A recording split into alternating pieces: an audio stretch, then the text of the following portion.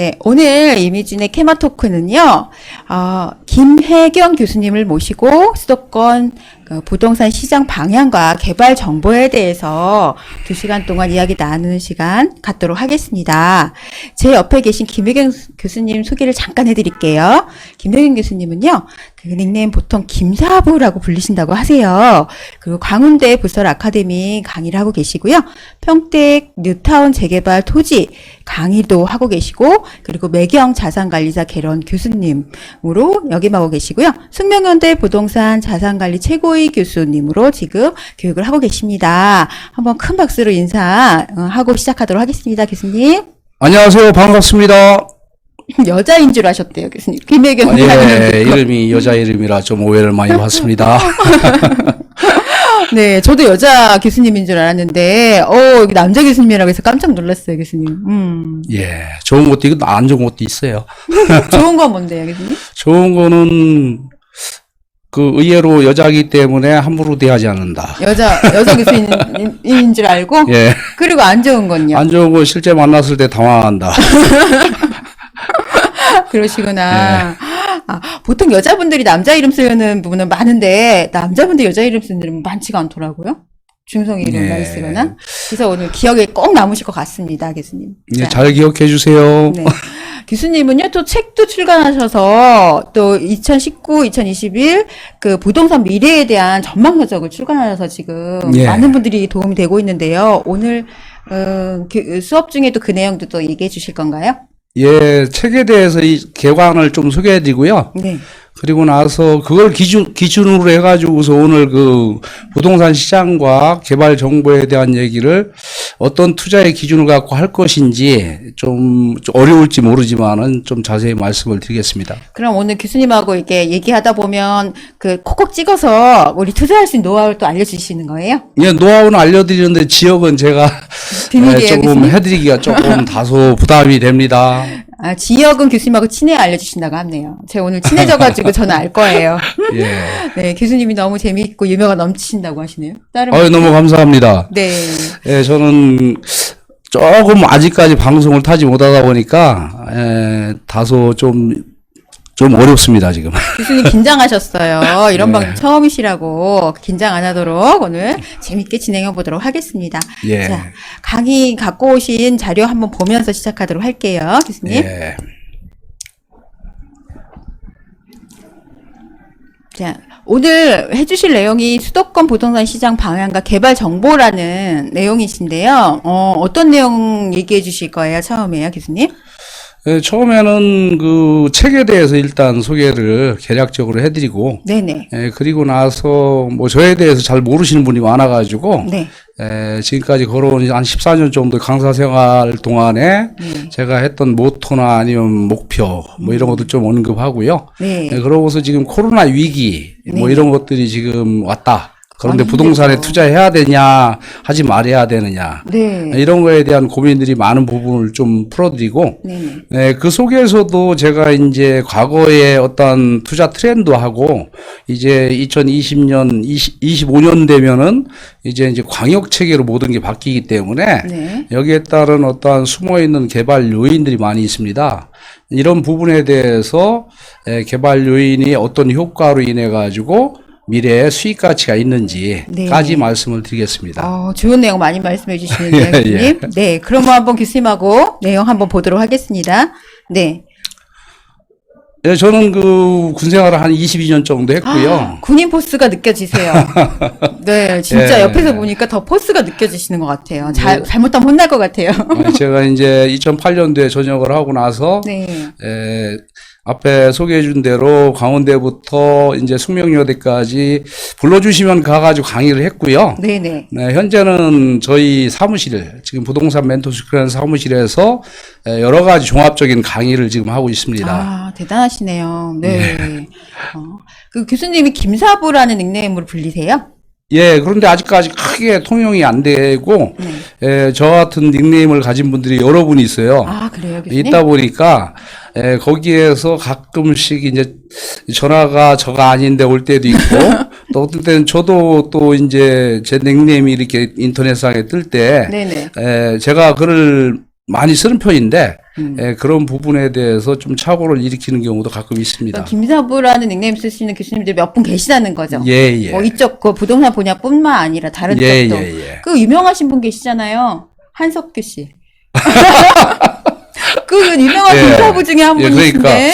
그러니까 제가 그분을 따라서 딴 건 아니고요. 네. 예, 이제 군에 있을 때부터 뭘 이렇게 잘 가리키고 또 그러면서 그러셨구나. 거기에서 결론을 좀 잘 내는 편이다 보니까 이제 동생들이나 후배들은 다 사부님 그렇게 하다 보니까 군대에서부터 예. 동명이셨어요. 예, 예. 어울리세요, 교수님.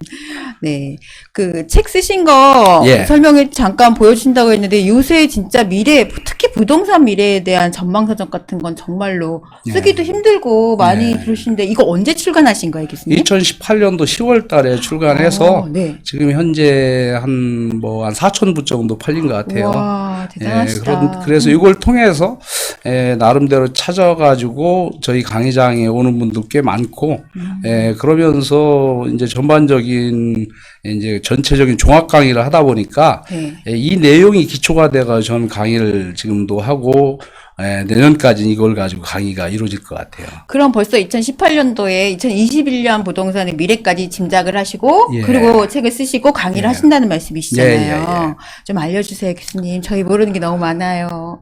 아유, 그런데 이제 이분이 뭘 궁금해 할지 어떤 사항이 조금 자기한테 어떠한 고민인지 뭐 이런 것들을 제가 인식하지 못하면 먼저 그렇게 나서서 말을 하는 편이 아니다 보니까 그러면 적극적으로. 질문을 많이 올려주시면 교수님이 그 예. 질문에 대한 답변을 또 흔쾌하게 해주신다는 말씀이신 것 같아요. 그렇습니다. 교수님. 그러면 여러분 들으셨죠? 질문 많이 해주시면 답변해 주신대요.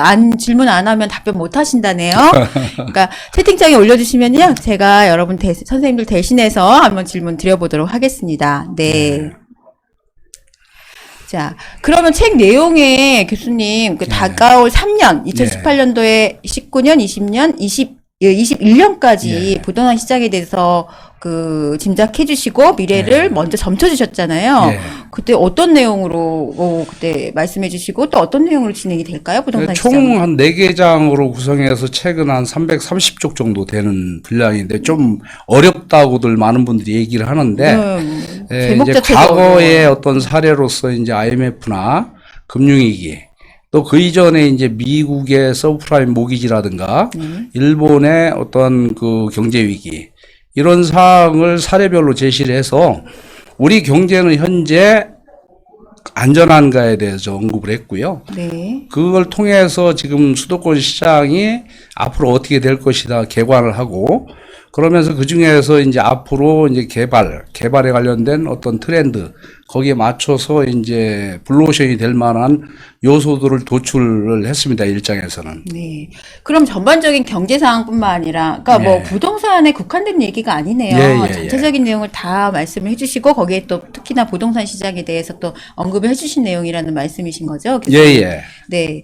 그래서 그러면은 전체적인 전반적인 그런 거 있고요. 그 다음에 또 뭐 GTX나 이런 내용도 들어가 있어요, 교수님? 네, 이제 신개발로 해서 이제 2020년부터 30년까지 이제 국토 종합계획을 토대로 해서 일단 전반적인 어떤 큰 아웃라인을 잡고 거기에서 언급되어 있는 신개발 대표적인 GTX라든가 전철개통 그쵸. 또 아니면 복합개발 그런가 하면은 뭐 요즘 조금 이제 좀 부상하고 있는 아파트 리모델링이라든가 아니면 지금 미군들이 이제 후방지역으로 다 나갔기 때문에 그 반환 공유지 비어있는 땅들을 어떻게 개발할 것인지에 따른 어떤 개발에 의한 효과 이런 것들을 언급했습니다. 근데 그때는 2018년도에 출간하셨다 때는 지금 요래 진짜 코로나라는 정말 상상도 못했던 위기가 있었잖아요. 그런 게 이제 짐작을 2021년까지 해주셨는데 내년까지 그런 거는 상상도 못 하셨고 하셨는데 지금 이런 사태가 못했습니다. 당연히 이건 누구도 못했던 건데 근데 교수님이 이제 짐작하셨던 거랑 어떻게 같이 가고 있나요? 아니면 어떤 좀 새로운 토픽들이 이 코로나 사태에 의해서 좀 달라지는 부분들이 있어요? 그 위기라는 부분 때문에 사람들이 어떤 심리적 어떻게 보면은 위축 또 투자에 대한 어떤 두려움 또 돈이 묶이거나 아니면 손실을 보지 않을까에 대한 생각들이 많이 있을 거예요. 맞습니다. 예, 그런 상황에서 제가 이제 판단하는 변수 요인이 여기엔 없고 이제 그 다음 장에 이렇게 보시면 네. 부동산 그 어떤 유형에 따라 가지고 사야 될 것하고 사지 말아야 할 것들을 이제 구분하고 네네. 또 두 번째는 지금 경제 위기를 이제 유튜브라든가 많은 매체에서 많은 분들이 언급을 하고 있어요. 그렇죠. 예, 그런데 저는 그걸 갖다가 경제를 어떻게 볼 것이냐. 거시적인 관점에서 경제를 봐야 된다. 그렇죠. 예, 그래서 이제 거시적인 경제의 중요한 뭐 성장률이라든가 아니면 거기에 따른 그 글로벌 경기 상황에서의 어떠한 제일 중요한 게 이제 환율 같은 거거든요. 네네. 그러면서도 내부적으로 보게 되면은 금리. 또 그런가 하면은 이제 뭐 나중에 인플레이션이 자극하고 있는 뭐 유가라든가 네. 뭐 이런 한 10가지 그 경제의 변수 요인들을 토대로 해가지고 지금 현재 볼 때는 코로나 위기가 네. 장기화는 할 수 있다. 뒤에서 말씀드리겠지만은 네네. 하지만은 이것이 위기는 아니다.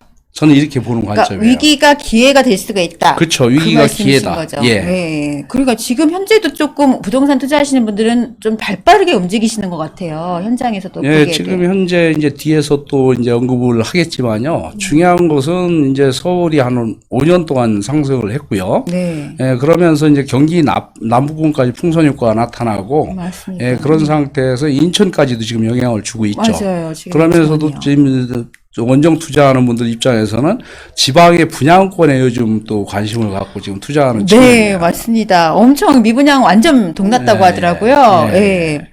예, 그런 상황인데 지금 단계 다시 얘기하면 제가 보는 관점에 중요한 것은 시그널이다. 다시 얘기하면은 뭐 빨간불이 지금 빨간불이다 투자에 뭐 이렇게 생각하는 분이 있는데 저는 노란불 상태에서 투자를 해야 된다.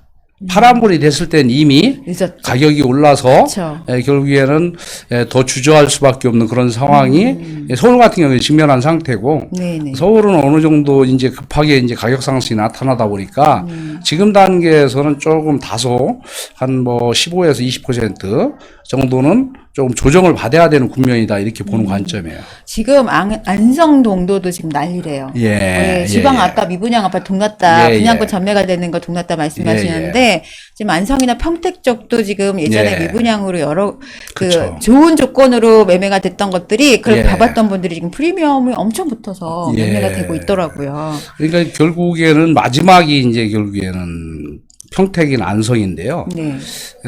공급 물량이 워낙 많고 어떤 개발 요인이 안성 같은 데는 아직까지 뚜렷하게 정해진 적이 없어요. 네네. 그러다 보니까 이제 지금까지 미분양이 났던 거고 그렇죠. 그런 상황인데 제가 보는 관점에서는 조금 이른 관점이다라고 저는 해석합니다. 아직은. 근데 사시는 분들이요, 지역 예. 분들이 안 사고, 지금 예. 서울 투자자들이 작은 예. 금액으로 사서, 예, 프리미엄 작업을 하려고, 예. 그런 예. 분들이 다 삭스리 하신다고 하는데, 맞습니다. 예. 예. 그런 경향이 지금 있어서, 어떻게 투자를 해야 될지 이 사태에서 되게 한 부분 중에 하나예요, 교수님. 예. 네. 그래서 어떤 투자를 기준으로 해야 되냐면 큰 대관을 하는 게 좋다 저는. 대관. 네. 대관. 대관이라는 것은 대관 소찰 이렇게 얘기하잖아요. 네. 그러니까 큰 그림을 그리되 내가 좋아하고 아는 지역을 많은 분들을 추천하거든요. 네네, 맞습니다. 예, 그런데 이 대관 속에 들어가 있는 요인들이 무엇인가를 해석하는 거. 이게 바로 입지예요. 입지. 예. 네. 그래서 입지 뒤에서 설명을 드리겠지만은 입지성이 있는 지역에 아직까지 가격 상승이 나타나지 않았다면 네. 그곳에 어떤 요인들 입지라는 것은 결국에는 어디서 나오는 거냐면은 도시 공간이라는 데서 나와요. 그렇죠. 이 도시 공간은 이제 도시 기본 계획이라는 걸 토대로 해가지고 이제 중심하고 주변하고 아니면 지역 중심하고 서울 같은 경우에는 도심과 광역 중심과 지역 중심, 지구 중심 이렇게 네 개로 분류를 해서 네. 결국에는 3개 도심과 7개의 광역 중심 네. 속에 지금 개발 요인들을 이렇게 해석하는 게 그 대관이다, 대관. 네. 이걸 해석해서 미리 개발이 실현되기 전에 개발이 시작하는 단계부터 단계별로 한 4번에서 한 8번까지 상승하는 결과를 가져왔거든요. 그렇죠. 네. 예, 그래서 결국에는 그 소찰, 대관 소찰 얘기하는데 소찰의 개념은 세밀하게 분석하는 게 소찰이에요. 네네. 그러니까 세밀하게 어떻게 분석할 것이냐를 갖다가 뒤에서 다시 설명을 드리겠습니다. 그러니까 교수님 말씀은 크게 보고 예. 대관하고 예. 크게 보고 거기 안에서 자세하게 미세하게 관찰해서 예. 본인 투자처를 발견해내라는 말씀이시잖아요. 예, 예. 뒤에 말씀해 주신데 어떻게 소찰해서 예. 투자처를 발견해내시는지를. 네. 네, 그래서 제가 지금 이제 그 대관 소찰의 개념의 신테르 트렌드에 대한 어떠한 그 테마, 네. 이 테마가 보면 앞에서도 언급했지만은 2024, 5년 되면 GTX가 이제 개통이 되고요. 그렇죠. 고속도로 같은 경우에는 지금 6개가 수도권과 서울 지역으로 연결되는 대표적인 게 서울문상간 고속도로가 2020년 금년도 말이죠. 네네. 그 다음에 이제 외곽순환도로가 2020년, 22년, 23년도. 네, 예정이 돼 있죠. 예. 네. 그런가 하면은 또 이제 서울에서부터 송출을 거쳐가지고 저쪽 철원까지 올라가는 도로가 한 2024년도. 네네. 그 이전에 이제 지금 안성 공도 좀 전에 나왔는데요. 네. 결국에는 안성 공도가 조금씩 움직이는 요인은 앞으로 3년 뒤에 개발 실현이 되기 때문에 그런 거죠. 그 실현 요인이 바로 제2 경부고속도로입니다. 그러니까 이렇게 큰 어떠한 신개발에 대한 것들이 실현됐을 때의 숨은 가치, 다시 얘기하면 내재 가치라고 하는데 그것이 반영이 돼가지고 미래 수익 내지는 미래의 가격이 형성되는 겁니다. 그렇죠. 예, 예. 네, 예상을 그래서 하는 거죠. 미래에 같이 오를 걸 알고 지금부터 계속 말씀하시는 몇 번을 더 예, 예, 올라갈 예. 수 있는 그렇죠. 계단을 만들어 놓는 거죠. 예, 예. 그런가 하면 전철도 마찬가지입니다. 지금 이제, 금년도까지는 어떻게 보면 서울권까지 전철이 개통되는 효과를 봤다면, 네. 내년부터, 금년부터 시작인데요. 금년부터 지금 개통되는 전철이 지금 뭐 4호선 같은 경우가 내년도 정도에 개통이 될 것 같고, 그런 거 8호선. 그런가 하면 내년도 5월 달에 7호선 연장. 네네. 그런가 하면은 또 뭐, 최근에 개통될 전철이 이제 소사 대곡선이라는 게 있습니다. 소사 소사에서부터 대곡선이요. 대곡선. 그런가 하면은 계속해서 이것들이 경기도까지 서울에 진입이 용이하게 광역적인 이제 전철이 이제 형성이 되는 결과로 인해서 그 지역 주변에 있는 나름대로 랜드마크 아파트의 효과를 볼 수 있는 결과를 가져오게 되는 겁니다. 결국은 교통이 좋아진다는 그 예. 희망감으로 그 라인이 이제 개통될 예정이다 그러면 벌써 거기가 뛰기 시작하는 거잖아요, 교수님. 조금 이제 온라인 문화가 너무 발달하다 보니까 정보가 이제 너무 많잖아요. 정보 많죠. 너무 많은데 그 정보에 대해서 이제 초보이신 분들은 해석을 못하고 그렇죠. 남이 얘기하는 귀를 기울이면서 결국엔 강사들이 얘기해주거나 주변에 좀 부동산을 투자한 사람들이 얘기를 해주면 소찰을 못합니다. 소찰을. 그런 정보는 가지고 있는데 소찰을 못해가지고 결국에는 자기가 생각한 지역에 투자를 했는데 다른 데는 다 오르는데 거기에는 안 오르는 그런 현상들을 느끼면 결국에 실패하는 결과를 가져올 수도 있다는 거죠. 그래서 지금 단계에 여러분들이 지금 신개발이라고 하는 그 개념, 지금 얘기한 대로 한 10가지 되는데 그런 거에 대해서 관심 있게 공부를 하는 것이 상당히 중요하다 이렇게 볼 수 있습니다. 근데 교수님 말씀대로요, 정보가 넘쳐나기 때문에 해석을 할 줄 모르면 정보는 다 뭐 인터넷이나 뭐 요새 다 알 수 있잖아요. 공보 같은 걸 들어가도 다 발표 단계 다 알고. 근데 그거를 정보만 듣는다고 그게 해석이 되는 게 아니더라고요. 그 해석력을 갖춰야 교수님 말씀대로 투자처나 아니면 그런 것들이 딱 나오는데 그게 제일 어려워요. 그걸 이제 뒤에서 이제 다시 한번 그 어떤 기준으로 투자하는지 한 사례를 가지고 풀어드리겠습니다. 네네. 사례 얘기해 주시면 너무 좋을 것 같아요. 네. 저는 뭐 제 얘기를 뭐 많이 할 건 아니고요. 이 부동산에는 조금 요 한자로 써놨는데 사자가 많습니다. 저게 사자가. 사자가 많다는 뜻이구나, 교수님. 그래서 그쵸, 많다 맞습니다. 보니까 저도 많은 오해를 받아요. 그렇기 때문에 저는 먼저 절대 상대방이 얘기도 하는데 뭐 투자해라 이런 얘기 절대 안 합니다. 그래서 본인이 어느 정도 마음의 준비가 되고 했을 때 결국에는 제가 14년 동안 강의하면서 농론했던 이유는 저는 거짓말 안 합니다. 아, 정말요, 정확하게 교수님? 얘기합니다. 아, 그러고 나서 아신답니다. 저희까지 한 14년 중에서 한 7년은 굉장히 고생 많이 했어요. 교수님도 투자도 다 많이 하시죠? 개인적인 투자도. 저는 뭐 지금 현재 죄송한데 이거 얘기해도 되나 모르겠네요. 뭐 주택, 네. 그러니까 아파트, 빌라 뭐 이런 거겠죠? 네. 이런 거는 지금 한 뭐 20채 이상 있고요. 아, 교수님 가지고 계신 게요? 지금 현재 이제 5년 앞을 준비하면서 준비한 것이 바로 이제 빌라라든가 이런 개발을 위해서 땅도 이제 개인적으로도 하고 같이 하기도 하고 해서 한 뭐 12개 정도 지금 준비를 지금 해놓은 상태입니다. 새로 뭐 거기다가 여기 건축을 할 땅이나 땅 좋은 부지의 땅을 사놓으신 것들이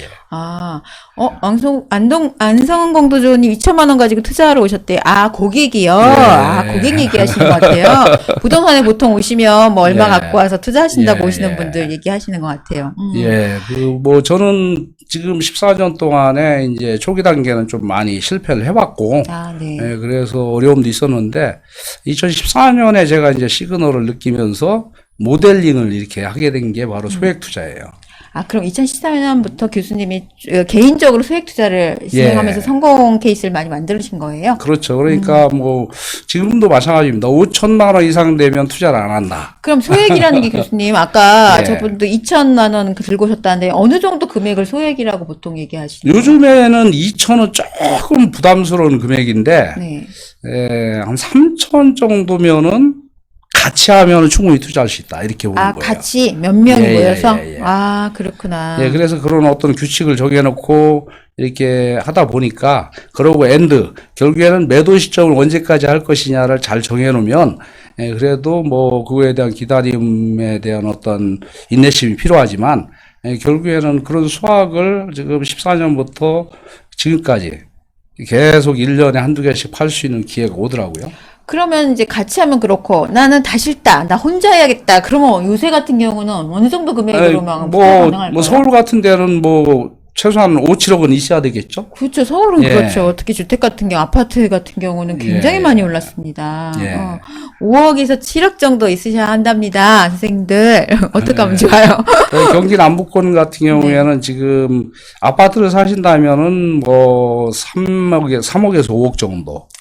근데 요새 아파트가 하도 다주택지 증가 여러 가지 규제가 많아서 주택으로는 솔직히 말씀드리면은 저도 조금 꺼려지거든요. 예전하고 좀 많이 달라졌어요, 교수님. 그렇죠. 이제 결국에는 뭐냐 하면은 나름대로 머리를 좀 잘 써야죠. 그러니까요. 머리를 잘 쓰는데 이런 방법을 얘기해도 되는지 모르지만은 개인이 할 수 있는 한계에서는 결국에는 종부세 전후인 6억까지죠.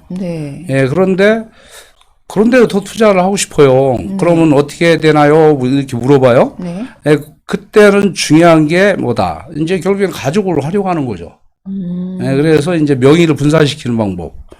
그러고 나서 더 내가 좀 더 투자를 하겠다. 그럼 결국에는 법인을 활용하는 방법이 가장 좋다고 법인도 굉장히 많이 봅니다. 만들어요. 그리고 지금 서울 투자자들이 법인 투자로 와서 많이 투자하신다고 하네요. 그리고 뭐 제가 할 수 있는 것은 이 종합적이라는 표현은 뭐냐면은 이 물건이 좋은지 안 좋은지에 대한 해석을 하는 거거든요. 그렇겠죠. 그 다음에 입체적이라는 것은 미래에 얘는 얼만큼 가격이 형성될 것인지를 한목적적으로 쉽게 표현하는데 투자 목적에 부합되도록 마지막에 플로우 차트를 만드는 거예요. 그래서 이걸 갖다 총합적인 사고라고 하는데 그래서 제 강의가 좀 어렵습니다. 그러네요. 말이 너무 어려워요. 그리고 저는 좀 까칠합니다. 교수님이요? 전혀 안 그러실 것 같은데요? 그러자면은 인간적으로는 어떤 분하고도 오래 같이 가고 싶은 마음이 있어요. 하지만은 왠지 의심스럽거나 또 아니면은 오늘 얘기 다르고 내일 얘기 다르면 상대를 못 합니다, 잘. 사람을 가리시네요, 교수님. 근데 가려야 되죠, 당연히. 같이 일을 하거나 같이 동행을 하실 분들은. 그래서 뭐 14년 동안에 어디에 뭐 방송 오락에도 가본 적도 별로 없고요. 그 다음에 이제 불러주면 가서 강의를 하죠. 그런데 이제 저 혼자 거의 경매, 재개발, 토지 그런 거 하면 최근에는 수도권 개발 정보라든가 아니면 법인 옛날에 세테크 뭐 이런 강의를 종합적으로 했기 때문에 네네. 이제 저하고 관련된 분들은 이제 끝까지 가자. 뭐 대부분 이렇게 얘기를 하는데 네. 성공이 돼야지 끝까지 갈 수 있는 그렇죠. 거예요. 투자는 특히 그래요. 예, 같이 예. 하면 성공이 돼야 끝까지 가지, 뭔가가 예. 문제가 있으면은 아무리 친해도 그게 안 되더라고요. 그래서 저도 굉장히 그런 부분에 이게 조금 상태가 안 좋아지면 매도 타이밍을 빨리 잡아서 정리를 하자. 이렇게 얘기하는 경우도 있고. 네네. 그런데 그렇게 너무 빨리 잡아가지고 팔고 나면 오르는 사람도 있잖아요. 또요. 그렇죠. 이런 배 아픈 경우도 거죠. 좀 봤는데, 지금 같이 이제 공부하는 사람들은, 그런 것을 저한테 상담을 이제 하게 되면은, 제가 정확하게 언제쯤 팔으라 하는 걸 정해주고. 근데 이제 미안하고 내가 돈 벌었는데 괜히 얘기하기가 그러니까, 결국엔 저한테 말 안 하고 몰래 팔았어요. 네네. 몰래 팔았는데, 1년 동안에 2천 투자해서 2천 수익이 났어요. 네. 상당한 거죠. 그래도 100%인데요, 교수님. 그런데 이제 그게 언제냐면은 작년 9월 달이에요. 네. 재개발구역에 2천 투자해서 2천 정도 이렇게 수익이 나서 이제 돈이 필요하니까 팔았겠죠. 그렇겠죠. 그런 상태에서 지금 현재 기간을 보게 되면 한 9개월, 10개월 간 거잖아요. 네네네. 지금 프리미엄이 한 1억 정도 형성됐습니다. 그렇게 됐을 거예요. 근데 진짜 그게 주식도 그렇지만 어깨에서 팔고 어쩌고 막 발목에서 잡고 이런 얘기 하잖아요. 근데 부동산도 욕심내면 한두 푼도 없을 것 같아요. 네, 그래서 이제 재개발 사례를 제가 들은 것은 네. 어떻게 보면은 뉴타운 재개발이 서울시장을 뜨겁게 달군 주된 요인이거든요. 그렇죠. 맞습니다. 예. 그래서 그건 뒤에서 얘기하고 이제 코로나 위기에 대해서 조금 얘기를 해도 맞아요. 될까요? 저희가 상상도 안 했던 코로나라는 거대한 위기가 와서 이걸 어떻게 헤쳐나가야 될지, 이거를 어떻게 그 위험을 기회로 만들 수 있는지 가장 궁금한데 교수님은 어떻게 보세요? 저는 지금 위기는 나도 모르는 사이에 옵니다. 여러분들 기억하실지 모르지만은 IMF나 금융위기 네. 알았습니까? 몰랐죠. 전혀 예측도 못했어요. 네. 그러니까 실제 사업하는 분들이나 중소기업이나 대기업에 큰 파장을 일으켰고, 개인 같은 경우에도 IMF 때 한 120만, 130만의 신불자 양산되고, 그렇죠. 금융위기 때 그나마 좀 덜하게 한 7, 80만 정도 양산이 됐어요. 결국엔 이건 뭐냐 하면은 체계적으로 그냥 붕괴되는 걸 얘기하는 거죠. 그렇죠. 그래서 내가 방어하지 못하는 걸 갖다가 결국에는 위기라고 얘기하는 거예요. 그렇죠. 방어할 수 있으면 그건 위기가 아니죠. 네. 그런 상태에서 이 코로나는 지금 백신 개발이 어느 정도 계속 좋은 소식은 나오지만 제가 볼 때는 한 2년 정도는 개발하는데 어떤 어려움이 있다. 기간적인 시간이 필요하다. 2년 정도는 장기화될 거라고 생각하시는구나. 네. 하지만 알았잖아요. 네, 이걸. 알은 건 위기가 아니에요. 그렇죠. 왜? 대응이 가능하니까. 네. 1차적으로 어떤 경제적인 문제는 국가에서 나름대로 유동화를 시켜가지고 필요한 부분에 계속 돈을 지금 투입하고 있는 상황이고, 네. 전 세계적으로 다 그렇죠. 네. 그런 상황인데, 만약에 이걸 국가에서 국가 부도인화를 혹시 보셨나요?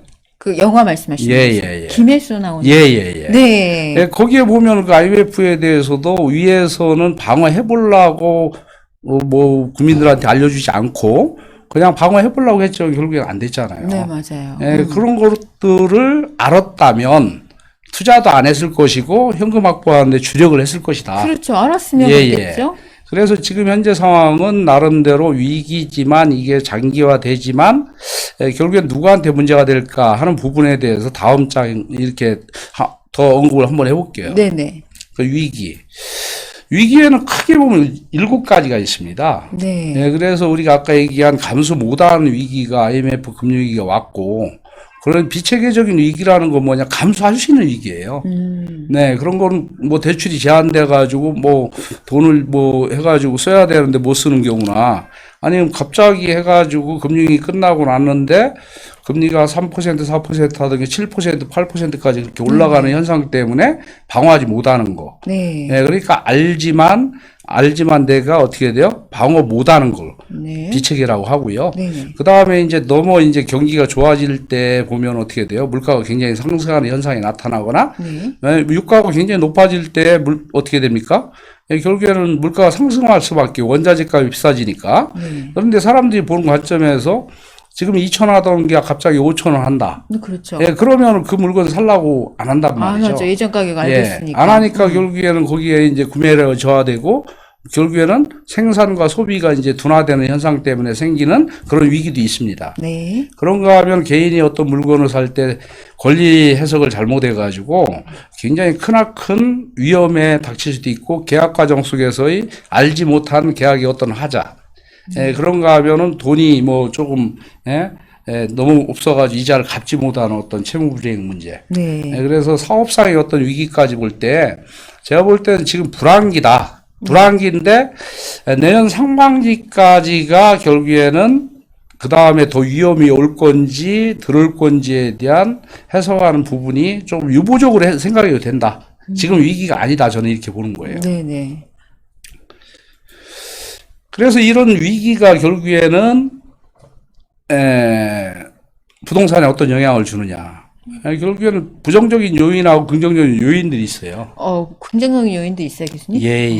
그럼 우선 부정적인 요인은 어떤 거가 있을까요? 부정적인 것은 뭐 결국에는 사람과 사람 간의 이제 접촉이 어려워지는 그렇죠. 사회적 거리두기 뭐 이런 걸 하다 보니까 네네. 결국에는 그거에 대한 조금 뭔가 심리적 위축 때문에 많이 위축됐죠. 예. 그러니까 온라인상에서의 어떠한 그런 정보를 획득하거나 조사하거나 하는 활동은 활발해지지만 결국에는 오프라인상에서 물건을 사는 사람들이 그 수요가 줄어들 수밖에 없는 거죠. 네, 맞습니다. 그런가 하면은 회사 같은 경우에도 그런 위기 때문에 집에서 근무하도록 하는 체계를 갖춘다든가 그렇죠. 재택근무 생산성이 많이 이렇게 막 줄어드는 현상들. 네. 그런데 지금 아직까지 실업자는 그렇게 많이 급증하지는 않았다고 그래요. 하지만 이제 자영업자들은 상당히 어려움에 지금 직면해 있는 많이 상황이에요. 어려워하시죠. 예. 네. 그리고 중소기업도 어려운 상황이에요. 네. 지금 두 번째 상황까지는 어느 정도 좀 어떻게 보면 개인 낮은 사업자 이런 분들 좀 위험하다, 위기가 있다라고 생각하는 관점이고, 하지만 세 번째 상황에 나와 있는 대로 채무 불이행이 속출한다든가, 주가가 급락한다든가, 환율이 급등한다든가, 유가가 하락한다든가, 금리가 인상되다든가, 지금 현상이 그렇게 나오고 있나요?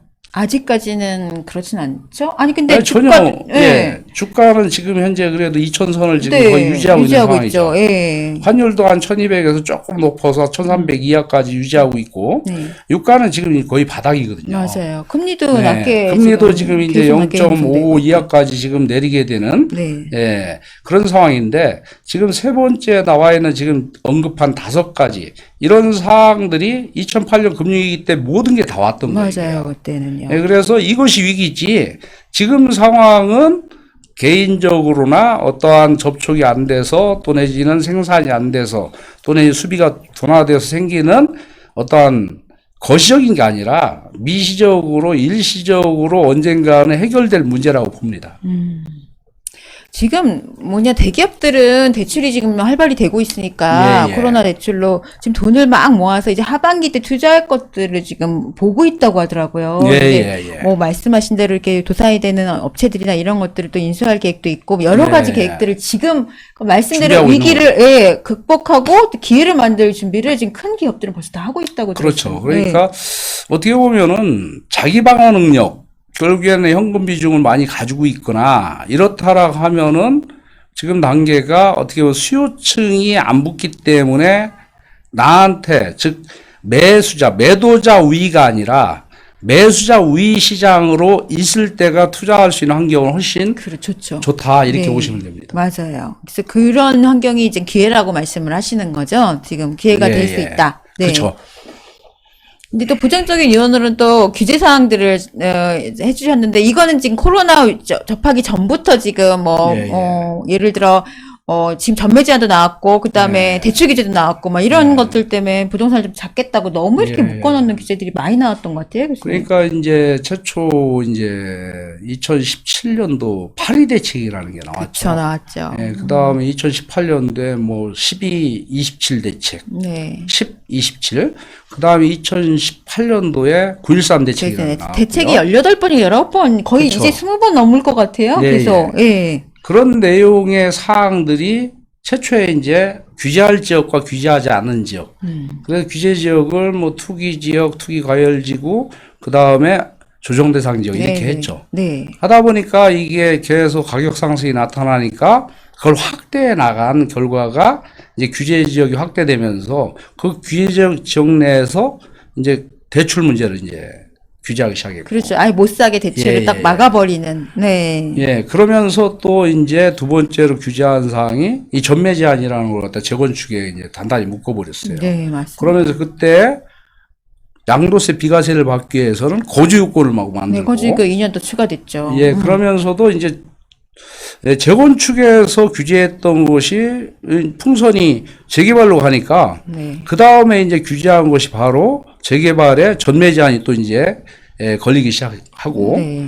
그러면 지금은 이제 분양권 전매 제한까지 이제 규제가 그렇죠. 분양권 일어나는 전매 제한이 상황입니다. 이제 규제된다 했더니 이제 아직 규제가 들어가지 않았던 물건들이 예, 막 예. 소진이 되기 시작하면서 그렇죠. 지금 붐이에요, 막. 예. 어. 그래서 지금 정부에서는 이제 토끼몰이식이라고 하는 무조건 잡겠다. 이런 그 어떠한 대책이 19번 나왔는데, 제가 보는 관점에서는 이 규제로 해결할 게 아니라 더 중요한 건 공급을 얼만큼 폭탄처럼 이렇게 쏟을 것이냐. 이게 결국에는 집값을 안정화시키는데 주된 요인이 됩니다. 근데 지금 8가지 핵심적인 규제 사항에 내가 저촉이 되나 안 되나를 갖다 해석해서 나한테 이게 위기가 올 수 있나 위기가 안 올 것인가를 해석하는 게 가장 중요하다. 본인이 투자하실 때 예. 본인이 투자 지역이나 이런 것들을 예. 그렇게 분석할 수 있는 예. 걸 알아야 된다는 것이죠. 그러면 지금은 어떻게 이게 부정적인 요인이라고 보셨으면 뒤에는 이제 긍정적인 요인을 얘기를 해주시는 건가요? 아, 나오네요. 네. 그래서 지금 가장 큰 거는 유동자금이 이제 많이 풀렸죠. 어마어마하게 네. 지금 1,100조 원 정도로 예상을 하고 있는데 네. 지금 현재는 안전자산 쪽으로 많이 치우쳐져 있어요. 그렇죠. 그래서 뭐 쉽게 표현 돈을 넣었다 금방 뺄 수 있는데 그래서 최초에는 달러 같은 데다가 막 투자를 하다가 달러값 뭐 금값 엄청 올랐잖아요. 그쵸. 교수님. 네. 그래서 금으로 가다가 네. 그러다가 보니까 이제 1,500선대까지 한 3개월 전에 주가가 하락했을 때부터 다시 또 동학개미들이 막 그죠. 이제 개미들이 주식을 사서 모으기 주식을 막 시작했죠. 모으기 시작해서 지금 네. 현재 외국인은 파는데도 불구하고 주가가 방어가 되고 지금 현재는 그때 대비해 가지고 한 30% 정도 상승한 결과를 가져왔어요. 네. 그런데 이게 제가 보는 관점에서는 지금 생산과 소비가 한 20% 매달 주는 추이에 있어요. 네. 생산과 소비 네. 자체가. 네. 그러다 보니까 쓸 돈이 자꾸 줄어든다는 얘기죠. 한마디 그렇죠. 얘기하면. 그런 상황에서 결국엔 제일 먼저 영향을 주는 것은 이 경제를 보려면 제일 먼저 영향을 주는 게 바로 주가예요.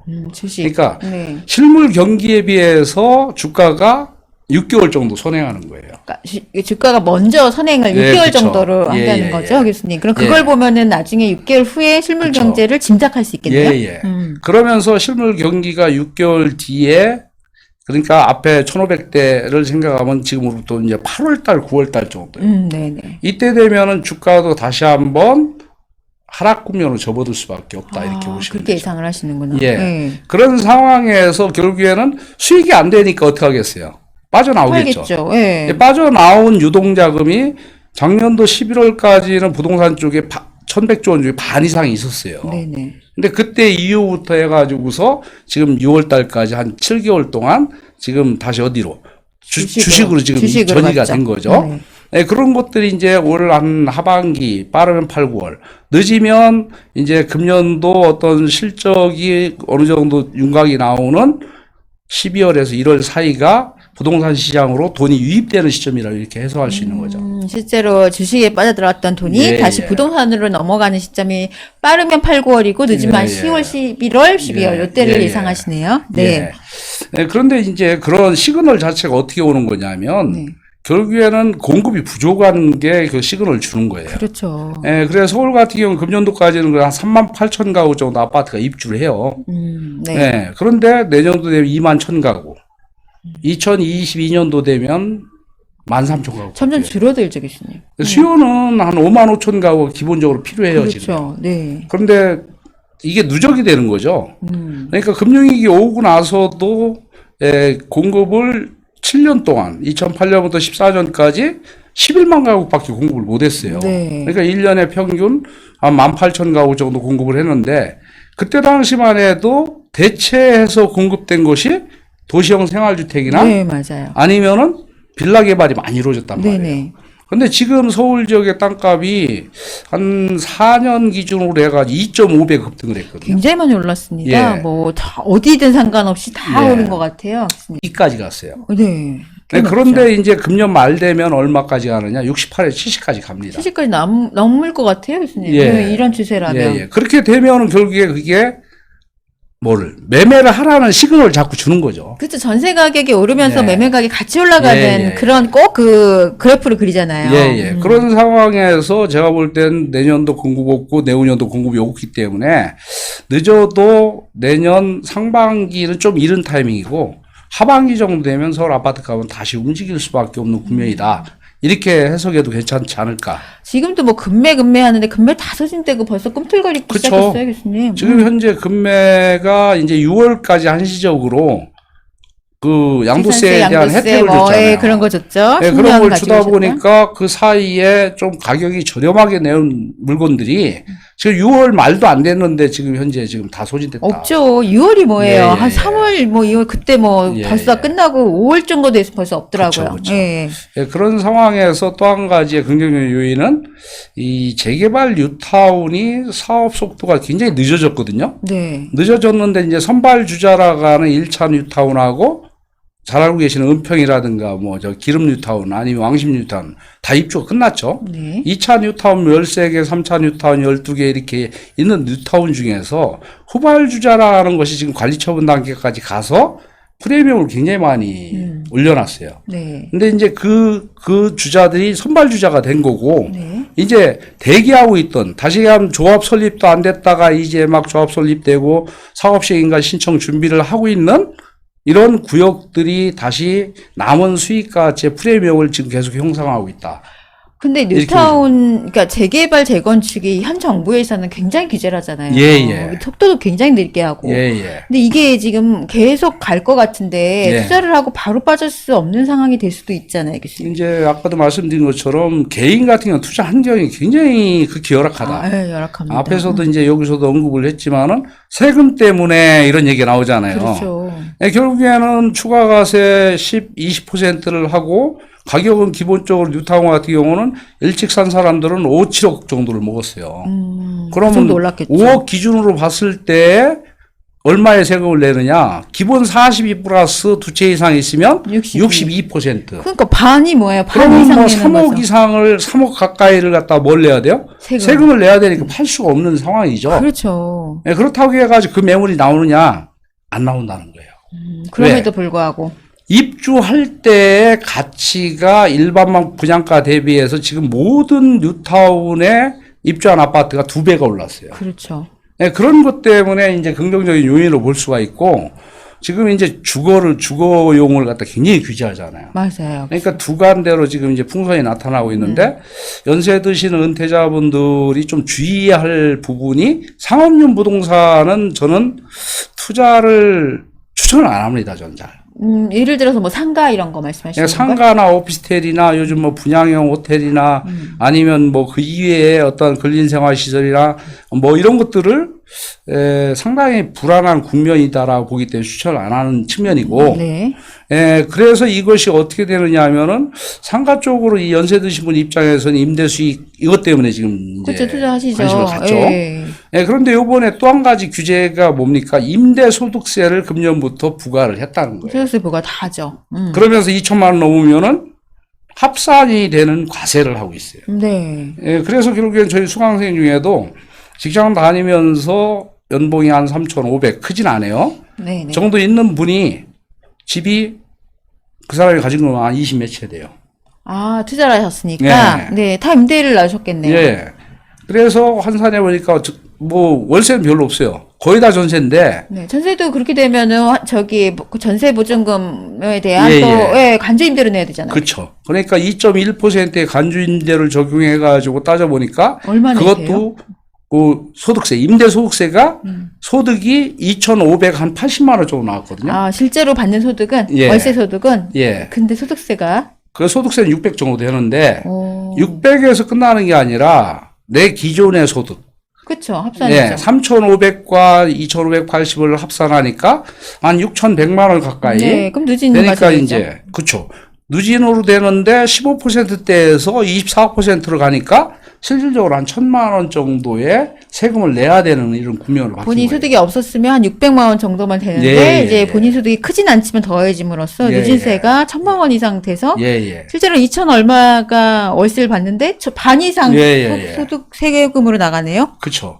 예, 그런 문제들 때문에 이제 주거에 대한 개인 투자 부분이 굉장히 위축되고 있는 상황. 맞아요. 하다 보니까 풍선이 사실은 비규제 지역으로 다 이제. 그래서 거예요. 지금 뭐 비규제 지역적으로 계속 막 투자한다고 지방으로 많이 몰리잖아요. 그래서 지금 어디까지 아까 말씀하신 대로 사실은 수원선까지 화성선까지 결국에는 갔어요. 이 풍선이. 네. 그런데 이제 최근에 나오는 뭐 뉴스 보면은 평택과 안성 지역에 지금 해가지고 분양권이 지금 뜨고 있다.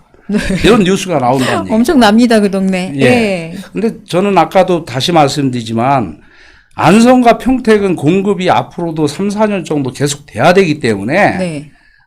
지금 분양권을 사가지고 그때 가가지고 3억 주고 샀는데 네. 전세값이 1억 5천도 안 한다면 어떻게 감당할 수 있을까 하는 이런 두려움 내지는 거기 위기가 생길 수 있는 부분에 대해서 고민을 좀 해봐야 될 대목이다 이렇게 보는 거예요. 그러면 지금 사서 어차피 분양권 전매되니까 네. 단타로 예. 60 안 부리고 아까 네, 그런데 1,000만 또 원에서 규제가 또 하나 1,000만 딱 이렇게 팔고 나오면 그러면 되잖아요. 그래서. 또 규제가 있잖아요. 어떤 규제가요?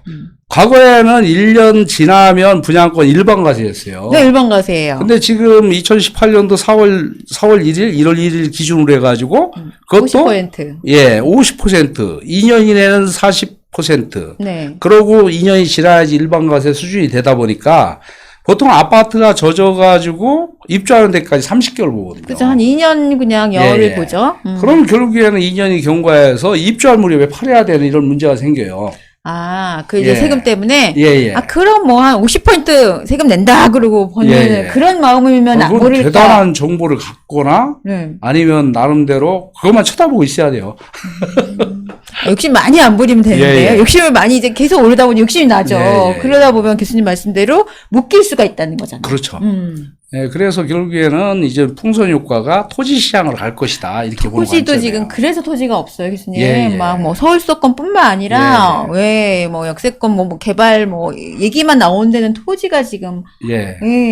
살아다니시는 예, 게 지금 너무 현재 많더라고요. 문제 이제 토지 시장이 급등을 하는 걸 정부에서는 이제 토지 보상, 현금 보상 원칙이거든요, 토지는. 네, 네. 근데 현금 보상을 안 하고 채권 보상을 하는 것 쪽으로 전환을 하고 그러면서 리츠 상품을 해가지고 전환해주는 그런 패턴을 취하는데 금년도 말까지 해서 지금 앞에 보상된 거 빼고 20조 원 정도가 지금 토지 보상이 이루어져요. 아, 금년도 말까지 예, 아직 예. 남아있는 것도 굉장히 많다는 말씀이시죠? 예, 예. 하다 보니까 이러한 토지 보상이 1조 원 이루어지게 되면 네. 하남 미사지가 2011년도에 토지 보상을 했어요. 지금 하남 미사도 난리예요, 교수님. 예, 예. 그래서 토지 보상이 미사지구 한 이후에 그때 4조 원이 보상됐거든요. 네네. 4조 원이 보상됐는데 1년 딱 지나니까 평당 가격, 그린벨트 평당 가격이 50, 70밖에 안 했어요. 그때 당시에. 그린 벨트도 비싸, 예. 지금 많이, 그린 벨트도 굉장히 비싸요, 예, 교수님. 예. 그런데 지금 몇 년 지났습니까? 10년 다 돼가잖아요. 네. 지금 몇 배가 뛰었다? 10배가 뛰었다. 10배. 그쵸. 이렇게 보셔야 되는 거예요. 그 정도 뛰었죠, 교수님. 그러니까 이 토지 시장의 보상금이 어떻게 흘러가느냐에 따라서 결국에는 시간이 경과됨에 따라서 토지 가격이 앙등을 하는 결과를 가져올 것이다. 이렇게 보는 관점이에요. 그렇죠.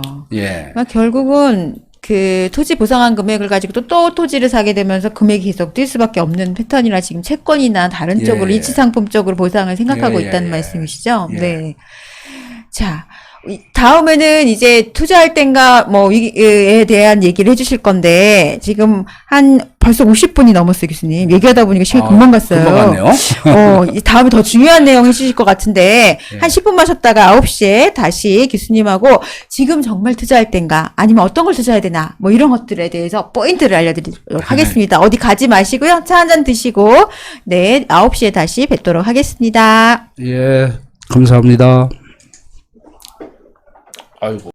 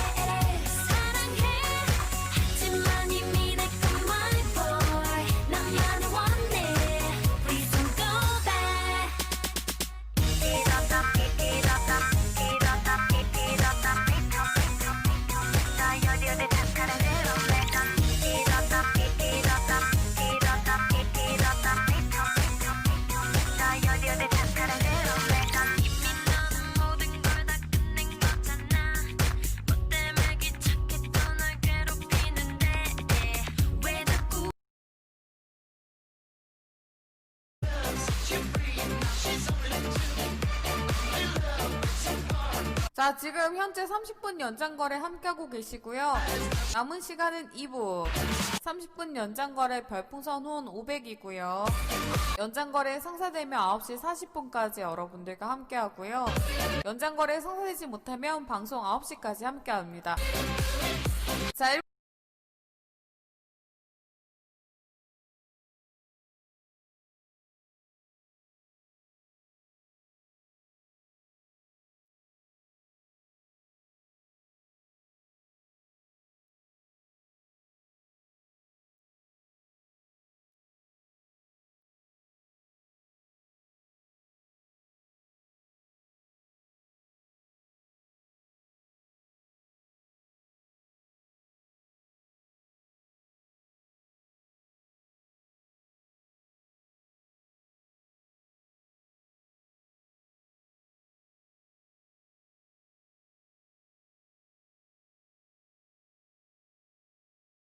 켜줘 만남 그 자체 연연하기보다 한 번을 만나더라도 그때 분위기에 최선을 다하려는 사람이라면 좋겠어.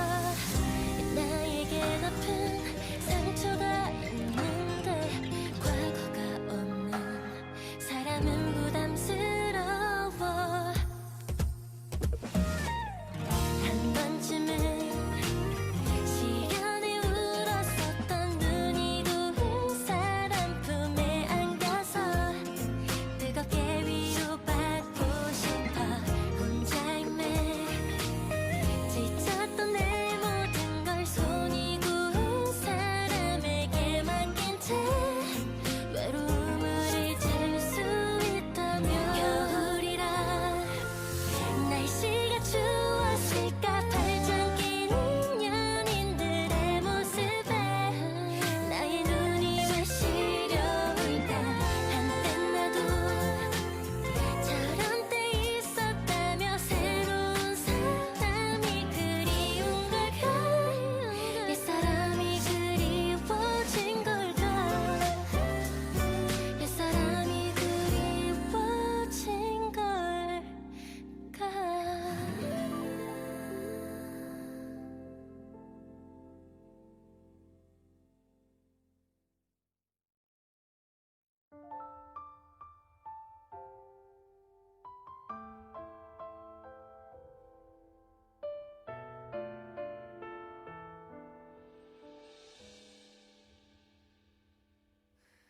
가득히 내려앉은 내 안에 널 세어보다 문득 번진 웃음 널 향한 그리움 그렇게 넌 내게 다가온다. 푸른 별이 반짝인다. 네 세상도 똑같을까. 어쩌면 우리는 같은 곳을 보고 어쩌면 같은 걸 느꼈을까. 하늘을 거슬러 오직 널 택했단 죄로 운명은 우릴 질투할 테니까. 너와 나의 세상의 경계 그 어디라도 모든 걸 바쳐서 널 지킬 테니까.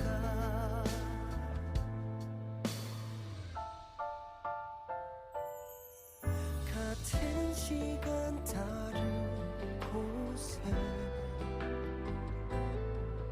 우리가 떼어질 때도 바람도 햇살도 아니 공기까지도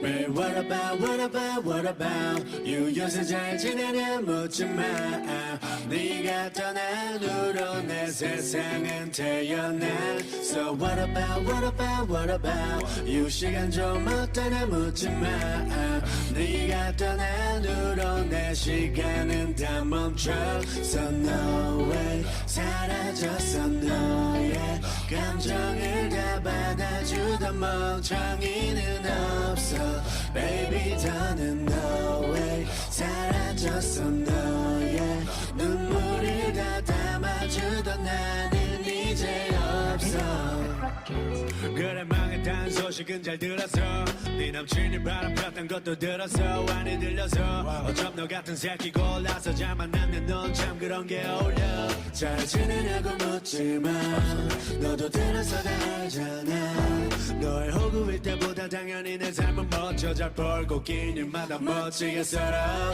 내 사랑은 참 아름답고 마음까지 예뻐 너무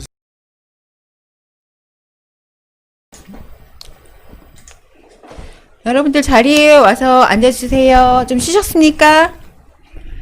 아, 불금인데 오늘 예, 교수님 수업 들으러 약속도 안 하시고 그리고 가족들과의 그 즐거운 날도 못 보내시고 여기 수업하시러 이렇게 앉아 계시는 분들이세요, 교수님.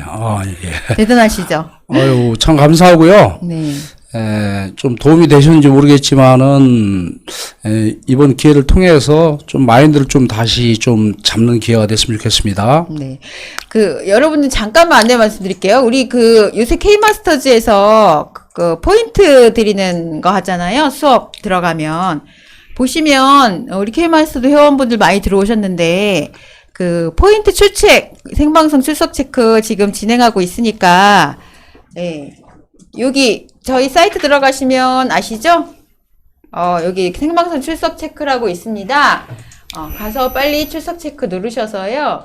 진행하시면, 포인트, 더블 포인트 주신다고 해요. 그러니까 요거 들어가서 출석 체크 이렇게 진행하시면 되세요. 지금 9시 3분 정도 됐으니까요. 수업 조금 얘기하고 있을 테니까 출석 체크 해주시고, 그리고, 포인트 받으시고, 그리고 진행하도록 할게요. 교수님하고 얘기하고 있는 동안에 우리 K마스터즈 회원이신 분들은 여기 가서 출석 체크 요 위에 제 머리 위에 이쪽에 있죠? 요렇게 돼서 여기 있네요. 거기다 출석 체크 해주시면 좋을 것 같아요. 교수님 저희는 이런 것도 있어요. 대단한 수업 것 많이 같아요. 들으시라고 예. 네 생방송에 출석 체크 해주신 분들은 수업 때 들을 수 있는 포인트를 드려요. 그럼 그거를 현금처럼 듣고 예. 싶은 강의에 예. 그래서 들으는 그런 요번에 행사를 한다고 하네요. 좋은 아닌 것 같습니다. 네. 예. 지금 여러분들 질문 중간중간에 해주시면요. 교수님도 오신 김에 제가 교수님 노하우 다 빼서 알려드릴 거예요. 너무 조용히 하고 있지 마시고요. 관심 있는 분들 또 혹시 궁금하신 분들 혹은 본인 지역이나 아니면 본인 고객이 물어보시는데 이런 부분들 교수님이 설명해 주시면 좋겠다 하는 부분들 있으면 채팅창에 좀 올려주시면 제가 대신 물어봐 드릴게요. 우리 안성공도조님은 이제 안성에 보통 계시니까 이 안성공도가 교수님도 아시지만 평택하고 이렇게 붙어 있잖아요. 네. 그래서 안성하고 평택 그런데 관심이 많으시더라고요. 안성공도. 평택은 일단 앞으로 한 3년 정도면은 입주가 거의 마무리되는 고독 신도시가 있고요. 네네. 40개 정도의 어떤 도시개발 사업지구도 있어요. 네. 그러다 보니까 입주 물량이 거기 대표적인 데가 이제 소사벌 지구잖아요. 네네. 그래서 이런 지역들이 입주가 끝나는 시점까지는 사실 투자에는 조금 고민을 해보실 부분이 있고요. 네. 그런데 이제 앞으로 천혜 인구 배분상으로 볼 때 지금 제가 알기로는 한 60만이 조금 왔다 갔다 하는 인구인데 앞으로 10년 뒤에는 인구가 거의 2배 수준까지 이렇게 증가하는데 평택이에요. 안성하고 평택 네, 쪽이요? 미래 가치가 굉장히 많다고 봐야죠. 네네. 그런 상태에서 평택한 계약이 이제 한 2년 정도 남은 것 같아요.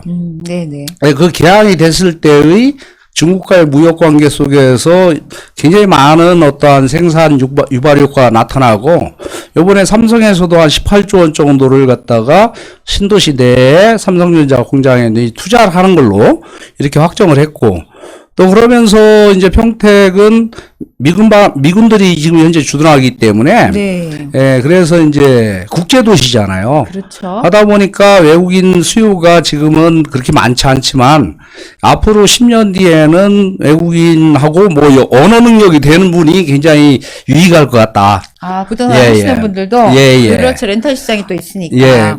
거기다가 지금 이제 안성 같은 경우에 네. 가장 지금 큰 개발 재료가 안성은 없어요. 네, 그런데 이제 경부고속도로하고 동서간 고속도로가 나름대로 있기 때문에 그 지역 주변이 나름대로 개발 요인이 이제 앞으로 계속 나올 거예요. 네.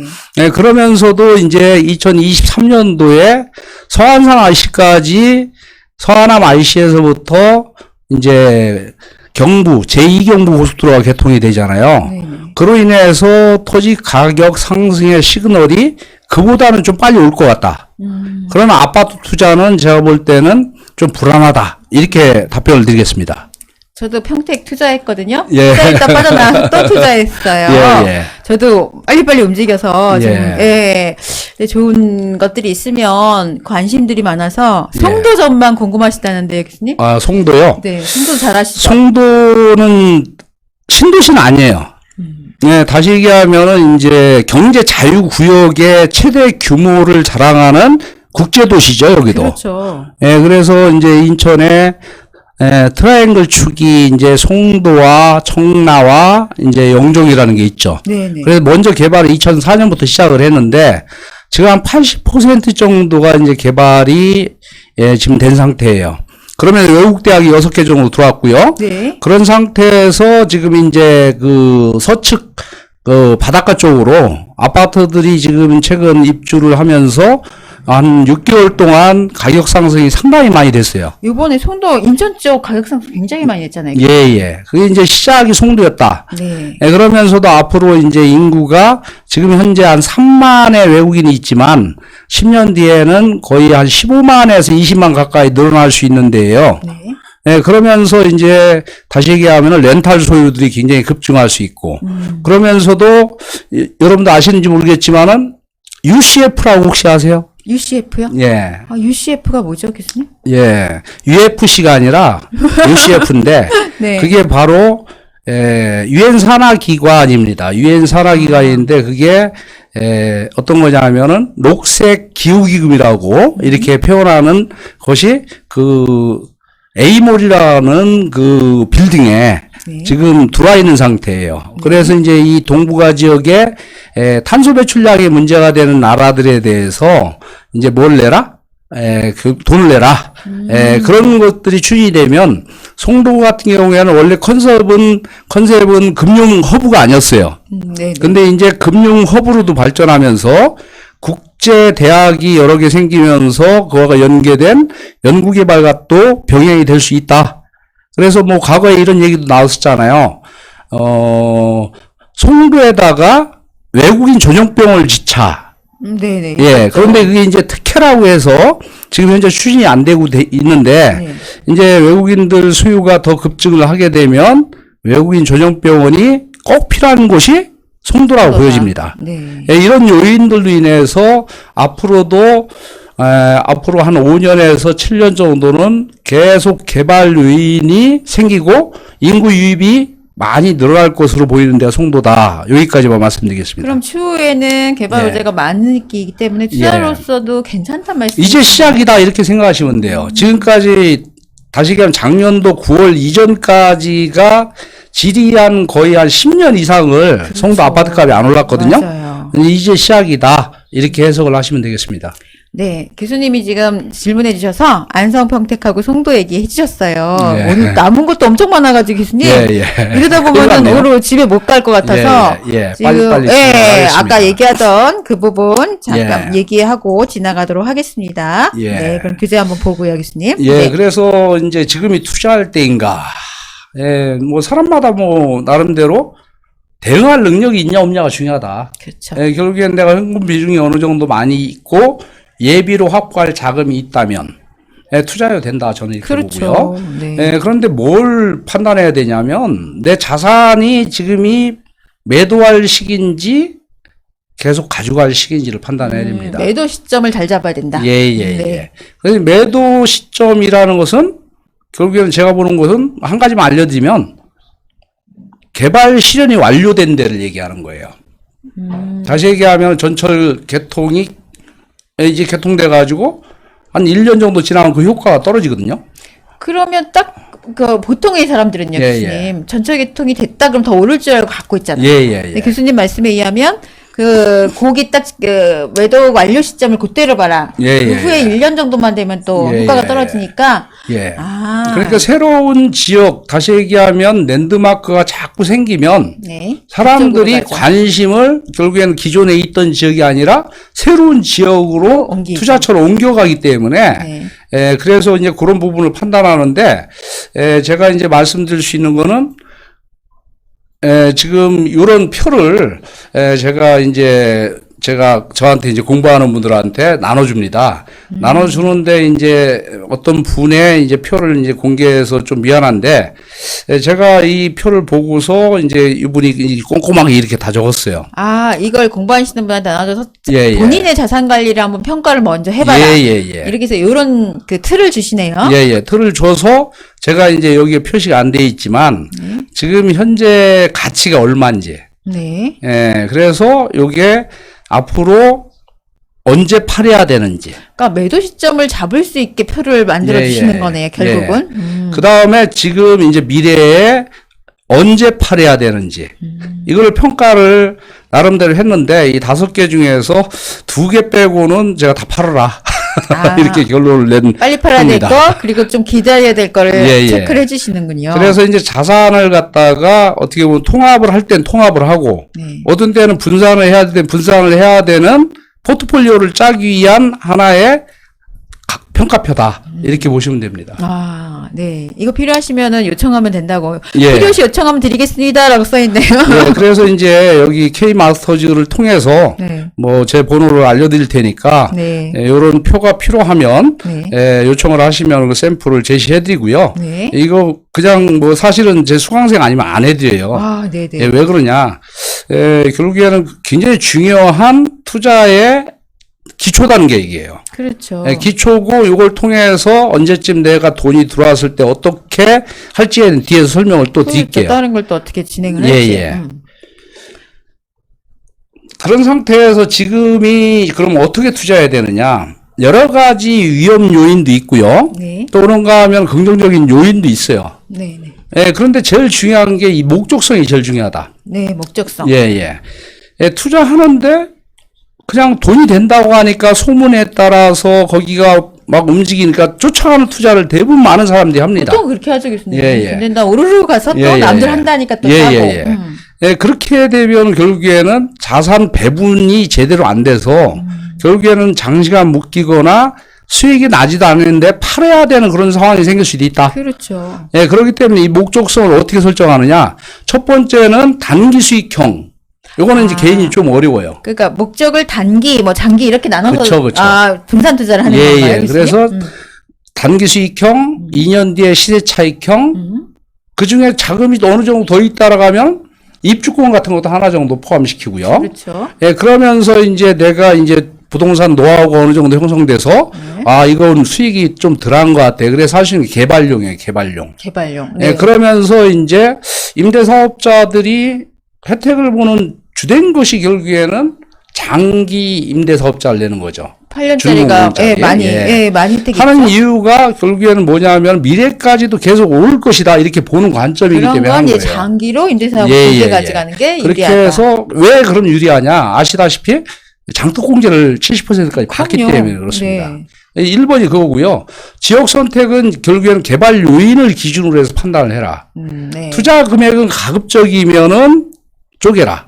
네. 그다음에 지금 단계에서 부동산 유형 같은 경우에 좀 위험한 것도 있고 안전한 것도 있습니다. 그렇죠. 오를 수 있는 것도 있고 장기가 묶이는 것도 있어요. 네, 맞아요. 하기 때문에 부동산 유형이 뭐 크게 보면 9가지 정도 되는데 그 중에 저는 지금 단계 아파트 네. 아니면은 빌라 투자는 아직 이르다. 네, 빌라는 저도 아닌 것 같아요. 그 다음에 세 번째 입주권, 입주권. 네 번째 토지. 뭐 요 정도 범위 내에서 나름대로 구상을 해라. 이렇게 좀 말씀드리고 싶어요.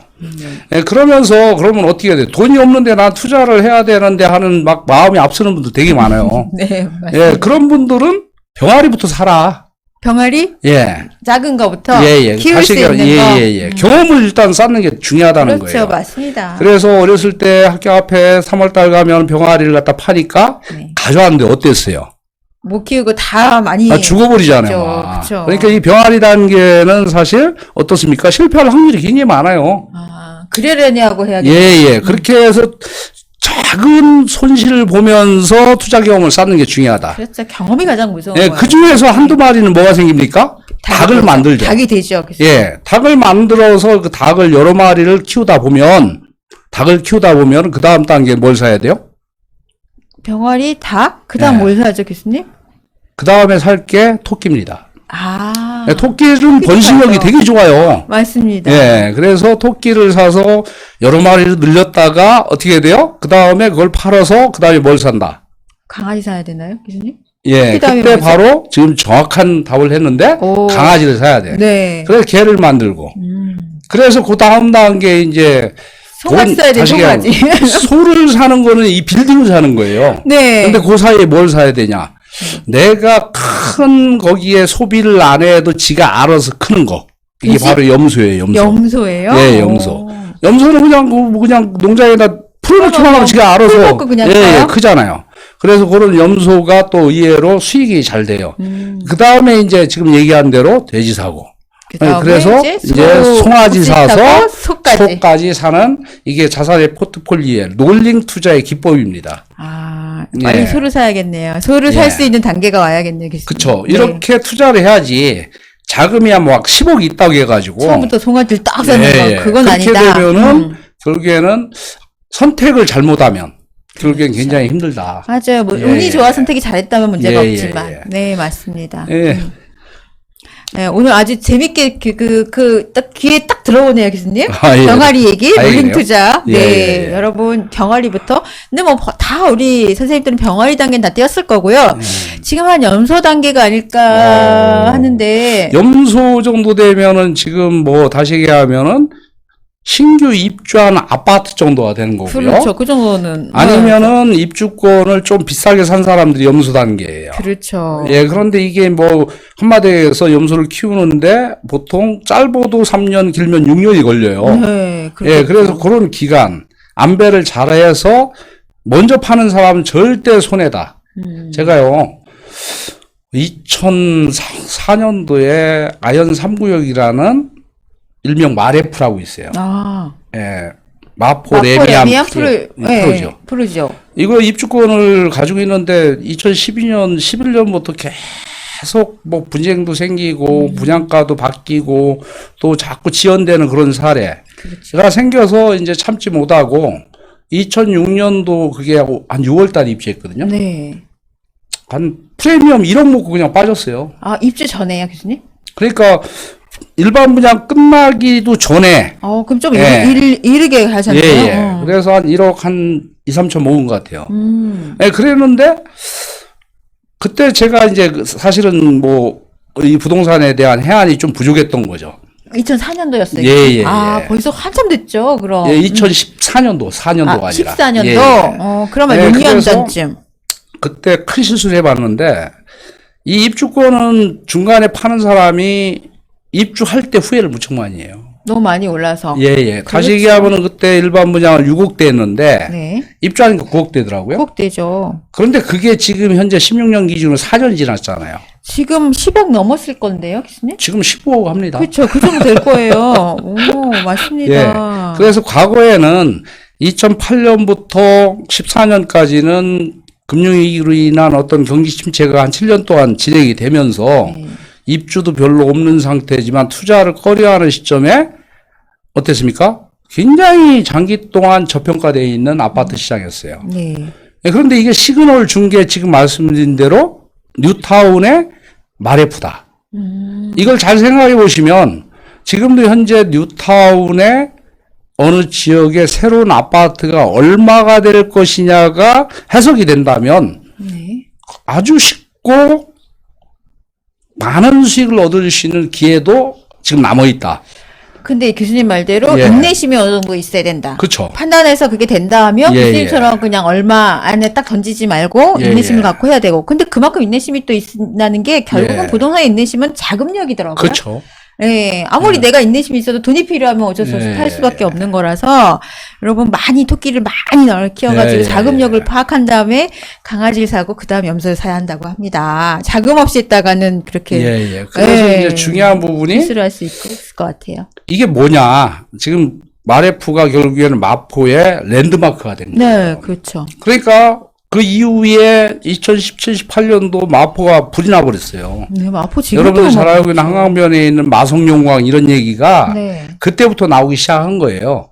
왜? 얘가 15억 대니까 13억 대니까 주변에 있는 따라가죠, 그만큼. 공동역 바로 앞에 있는 아이파크가 2004년식이에요. 네. 근데 요게 그때 당시엔 3억 5천밖에 안 했어요. 3억 그렇구나. 5천에서 한 3억 8천? 네. 지금 얼마일까요? 15억? 지금 이제 10억? 이제 2004년식 16년 된 아파트인데 아, 오래됐으니까. 얘가 이제 9억을 찍었어요. 아, 10억 넘겠네요, 금방. 예, 예. 네, 그런 상황. 과거의 투자 방법은 가격 상승 요인이 무엇이냐는 랜드마크 효과에 의해서 나머지 부분을 이제 그 사이에 이제 전세 공급 물량이 없으니까 갭이 형성되고 2017년도에 네. 그러고 나서 지금 19년도 18년도 하반기부터 지금까지는 갭 메우기가 지금 서울의 북부 지역에 오르지도 않던 도봉구라든가 네. 뭐 아니면 중랑구라든가 고위에 있는 노원구, 성북구 이런 데가 지금 현재 갭 메우기가 지금 형성되고 네, 있고 맞습니다. 예, 규제에서 비규제 지역으로 지금 옮겨가는 점점 국면이다. 옮겨가고 있고. 이게 네. 과거 10년 동안에 지금까지의 가격 상승 요인이었다. 패턴이었죠. 예, 예. 근데 앞으로는 어떻게 될 것이냐는 거예요. 지금 투자하신다면은 네. 한꺼번에 10억 있다고 10억 다 하실래요?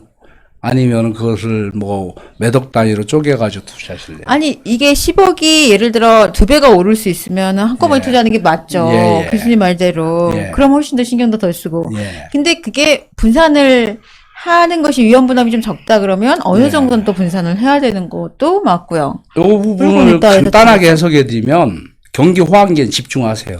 호황기 땐 집중. 예. 침체기나 불황기 때는 분산. 그럼 요새는 언제든지 가장 중요한 게 개발 요인입니다. 그렇죠. 개발은 몇 개예요? 개발 4개, 옆으로 가는 게 더 많고요. 멍멍개는 4개. 예, 개발 요인이 지금 맨 밑에 있는 개발. 이 개발은 택지 개발이나 도시 개발 뭐 아니면 산업 단위 조성 뭐 이런 것들이죠. 지구 단위 계획 뭐 이런 거. 네. 근데 개통 세 가지 있잖아요. 개통에 GTX가 앞으로 GTX 있고, 있고, 전철 있고, 네, 고속도로 있고. 그 다음에 지금까지 과거의 패턴 중에서 컸던 것이 서울의 전세값이 급등한 주요인이 이주효과입니다. 그렇죠. 이주효과. 이주효과죠. 그러면서 금년도 하반기에 20조 원 정도의 보상이 나오는 거에 의한 어떠한 저 그 보상 금액에 유동화. 대해서 그렇죠. 유동화. 예, 이런 것들인데 어떤 물건을 선택하느냐는 결국에는 뭐가 있어야 된다 꼭.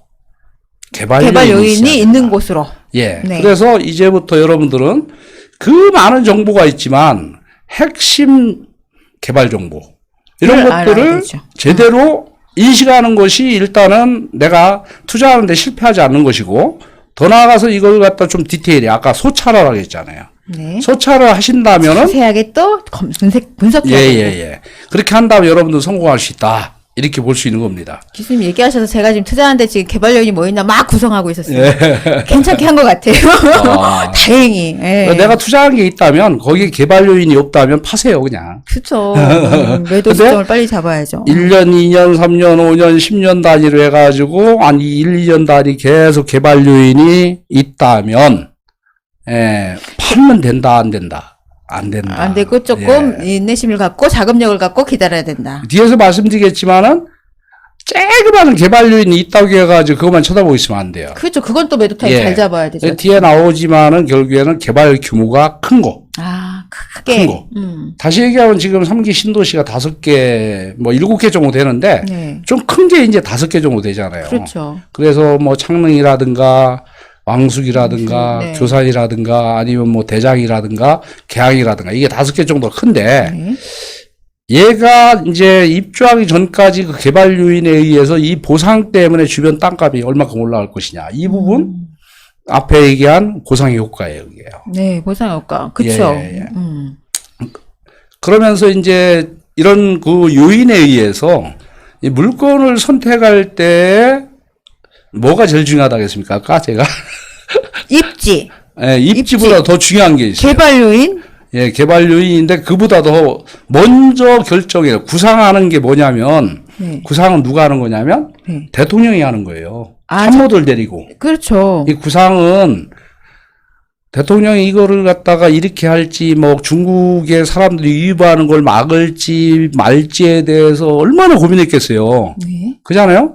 그럼 이분이 혼자 골방에 앉아가지고서 머리를 죄송한데 표현이 젖자듯이 네. 고민하는 게 이 구상이에요. 네네. 그러면서 참모들하고 앉혀서 아 지금 중국 애들 오게 해야 돼, 오지 말게 해야 돼. 그래서 최선의 방책을 결정하는 게 이 구상이에요. 네. 군 뭐 통수권자라는 이런 사람들이 하는 건데 거기 제일 중요한 게 목적성이다. 목표다, 목표. 아까 목적이 제일 예, 중요하다고 예. 말씀하셨죠? 네, 목표. 맞아요. 이 목표를 설정하는 게 가장 중요해요. 단기로 할 건지, 중기로 할지, 장기로 할지, 뭐 이렇게 판단하는 거. 그래서 지금 우리 수강생 중에 한 명이 저번 주인가요? 저번 주 네. 목요일 날 네. 가가지고 이제 경매를 입찰을 하는데 제가 이제 좀 도움을 줬어요. 그 사례를 지금 예, 보여주시는 거죠, 교수님? 예, 예. 그래서 뭐 저는 땅 1285평이고 네. 이제 건물이 한 5개 동에서 이제 335평 정도가 있는데 최초 감정은 보시는 바와 같이 9억 9,300. 제가 평가한 금액은 제가 이제 가치 평가를 해보니까 한 9억 1천 정도 되더라고요. 네. 그 상태에서 물어봤어요, 수강생한테. 이거 어떤 목적으로는 하려고 하느냐. 네네. 예. 근데 목적이 그런 있어야 생각 되니까. 없대요. 목적성도 없이 그냥 예. 한번 경매를 도전해 볼까 네, 이랬던 거예요. 그게? 돈 좀 벌고 싶다. 아. 이게 목적이에요. 오. 돈 벌면 어떻게 해야 돼요? 사람들은 돈 냄새를 잘 맡아요. 언제 그 돈이 어디로 갈지 몰라요. 네. 그렇기 때문에 팔았을 때가 제일 위험할 때다. 아. 팔았을 때가. 네네. 그 돈을 막 이제 머리를 쓸 거 아니에요. 여기 좀 들어가고 여기 좀 들어가고 투자는 얼마를 해야 되고 아니면 우리 자녀들 교육하는데 어떻게 해야 되고 막 고민하잖아요. 네. 예, 그때 돈은 후루루 쑥 빠져나간다. 발이 달려가지고. 그렇기 때문에 목적성을 다시 설정하자. 그래서 이걸 어떻게 해서, 여기를 이제 선택한 이유는 좀 이따 말씀드리지만은, 목적성이 뭐였다? 장기 보유다. 아, 여기 이 부지는요? 예. 장기 보유다. 장기 보유인데 왜 보유하느냐? 1번은 요 옆에 배감인데, 원삼이라는데 뭐가 들어와요? 원삼에 뭐가 예. 들어오죠? 용인 원삼? 예. SK 하이닉스 아. 2차 공장이 원삼에 들어오죠? 예. 140만 평이 지정이 돼 있잖아요. 네네. 거기로부터 4시 방향으로 지금 현재 위치는 한 5km 정도 떨어져 있어요. 많이 멀진 않네요. 예. 그렇기 때문에 원산 140만 평 남쪽 그 주변이 다 뭐예요? 그 주변이 토지거래 허가구역입니다, 지금. 아, 토지거래 토지를 못 사게. 묶여 있죠. 예. 근데 경매나 공매는 토지거래 허가를 허가하고 상관없잖아요. 안 받아도 돼요. 네네. 예, 그래서 보유를 하는데 이 5개 동에서 이자 낼 정도만 된다면 투자를 결정할 수 있는 거죠. 그쵸. 그러니까 물건 선택한 이유는 결국에는 그 개발 요인에 의해서 보상이 되고 그러면 배후 도시가 또 필요하거든요, 그게. 그렇죠. 그래서 그 배후 도시의 위치를 제가 말씀드릴 수는 없어요, 지금요. 네. 예, 그 위치가 요 2km 지역에 있다. 있기 때문에 그 배후도시 100만 평이 추가적인 발표를 날 것으로 예상이 되고, 그랬을 때의 개발 효과에 의한 가치 상승이 앞으로 5년 뒤에는 얼마 정도 예상했다? 배. 한 20억 정도. 아, 그래, 그게 미래 가치를 판단하는 거예요. 네. 그냥 판단하는 게 아니라, 거기에 그런 요인이 얼마 정도 가격 상승을 할 것이냐를 갖다 판단하는 게 미래가치 분석입니다. 네. 그래서 이제 얼마를 쓸 거냐, 뭐 이것도 되게 중요하죠. 그렇죠. 그게 제일 중요하죠, 교수님. 근데 이거 제가 물어봤어요. 이거 꼭 받고 싶냐? 꼭 받을 거는 2등하고 차이 나는 걸 감안하지 말고 써라. 넌 얼마 쓸래? 물어보니까 얼마 쓴다고 하셨어요? 7억 쓴대요. 7억이요? 네. 근데 제가 밤새서 고민해요. 아까 구상했다고 했잖아요. 구상. 고민을 하면서 각종 데이터를 다 뒤져서 거래 사례와 경매 낙찰 사례와 평당가와 거기에 따른 입찰차 예상 입찰자 수와 이런 걸 다 분석한 결과 이 금액이 나온 거예요. 6,799만 이 원. 교수님이 딱 이 금액을 써라 그래갖고 쓰신 거예요? 예, 예. 오, 대단하시다. 근데 제가 땅을 지금까지 입찰을 한 100번은 했는데 네네. 예, 그 중에서 이렇게 2등과 차이가 차이가- 안 난 적은 한 번도 없었어요. 그게 제일 스릴 있고 제일 기분이 좋다면서요. 아, 그럼요. 근데 이 낙찰을 받았는데 2등하고 차이가 너무 많이 나면 기분 나쁘고. 내가 잘못 받았나 이런 생각이 막 드는 기분 거죠. 너무 나쁘다고 하시는데요. 예, 그래서 이제 아파트나 뭐 주거용 같은 경우는 떨어질 수도 있고 붙을 수도 있어요. 그렇죠. 근데 이 개발 요인이 있는 걸 꼭 받아야 되는 거예요. 그러겠죠. 예, 그러다 보니까 필요성이 있으니까. 지금 현재 단계에서 이렇게 받았는데 비용을 분석해 보니까 80% 대출까지 가능할 수도 있고 70이 나올 수도 있어요. 아, 대출이요? 네, 그 70% 나오면 2억 2천 정도 투자금이 들어가고요. 네. 예, 그다음에 80% 나오면 뭐 1억 7천 정도 투자금이 들어가는 그러면은 거예요. 조금 부담 덜 하시겠네요. 예, 예. 그래서 그렇게 해서 이자를 한 135만 원 정도 내고 여기 임대료에서 그건 다 나올 것 같아요. 예, 그러면 그래서 뭐 충분히 그렇게 된다면 장기간 보유해라. 그렇죠. 보유하는데 그냥 땅 놔두면은 방치가 되면 값이 떨어져요. 아, 그리고 나중에 세금도 많이 나오잖아요. 예, 임대를 예. 주고 하면은 예, 훨씬 예. 더, 비사토가 아니라 사업용 토지이기 때문에 훨씬 더 좋죠. 예, 그러니까 이걸 관리를 해야 된다. 잡풀 되게 많잖아요. 아, 예, 그래서 굉장히 사이즈가 일단 크네요, 교수님. 예, 1285평. 네. 네, 그러니까 이걸 어떻게 관리할 것이냐. 결국에는 개발 중에서 보면은 토지 분할이라는 게 있어요. 1년에 지구 단위 계획을 수립하지 않으면 5개까지 분할이 돼요. 네네. 그래서 이것을 한 120평 단위로 분할을 해서 네.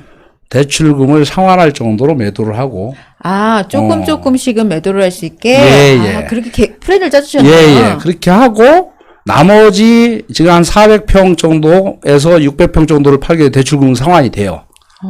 예, 그럼 남는 땅이 600에서 800평이 남는단 말이에요. 그럼 거기는 이것도 토지거래 허가구역인 거죠? 그쵸. 그러면 이제 토지거래 허가로 해서 팔고 예. 나머지 대출은 갚고 그리고 나머지만 예, 보유하고 예, 예. 있는 걸로. 그럼 내 돈이 풀어야 안 들어간 거잖아요. 그죠. 하나도 안 들어가죠. 예, 이자도 그런 안 나고. 방법들을 나름대로 모아서 아까 얘기한 대로 그 포트폴리오를 통해서 구상을 해가지고 물건 선택하는 과정.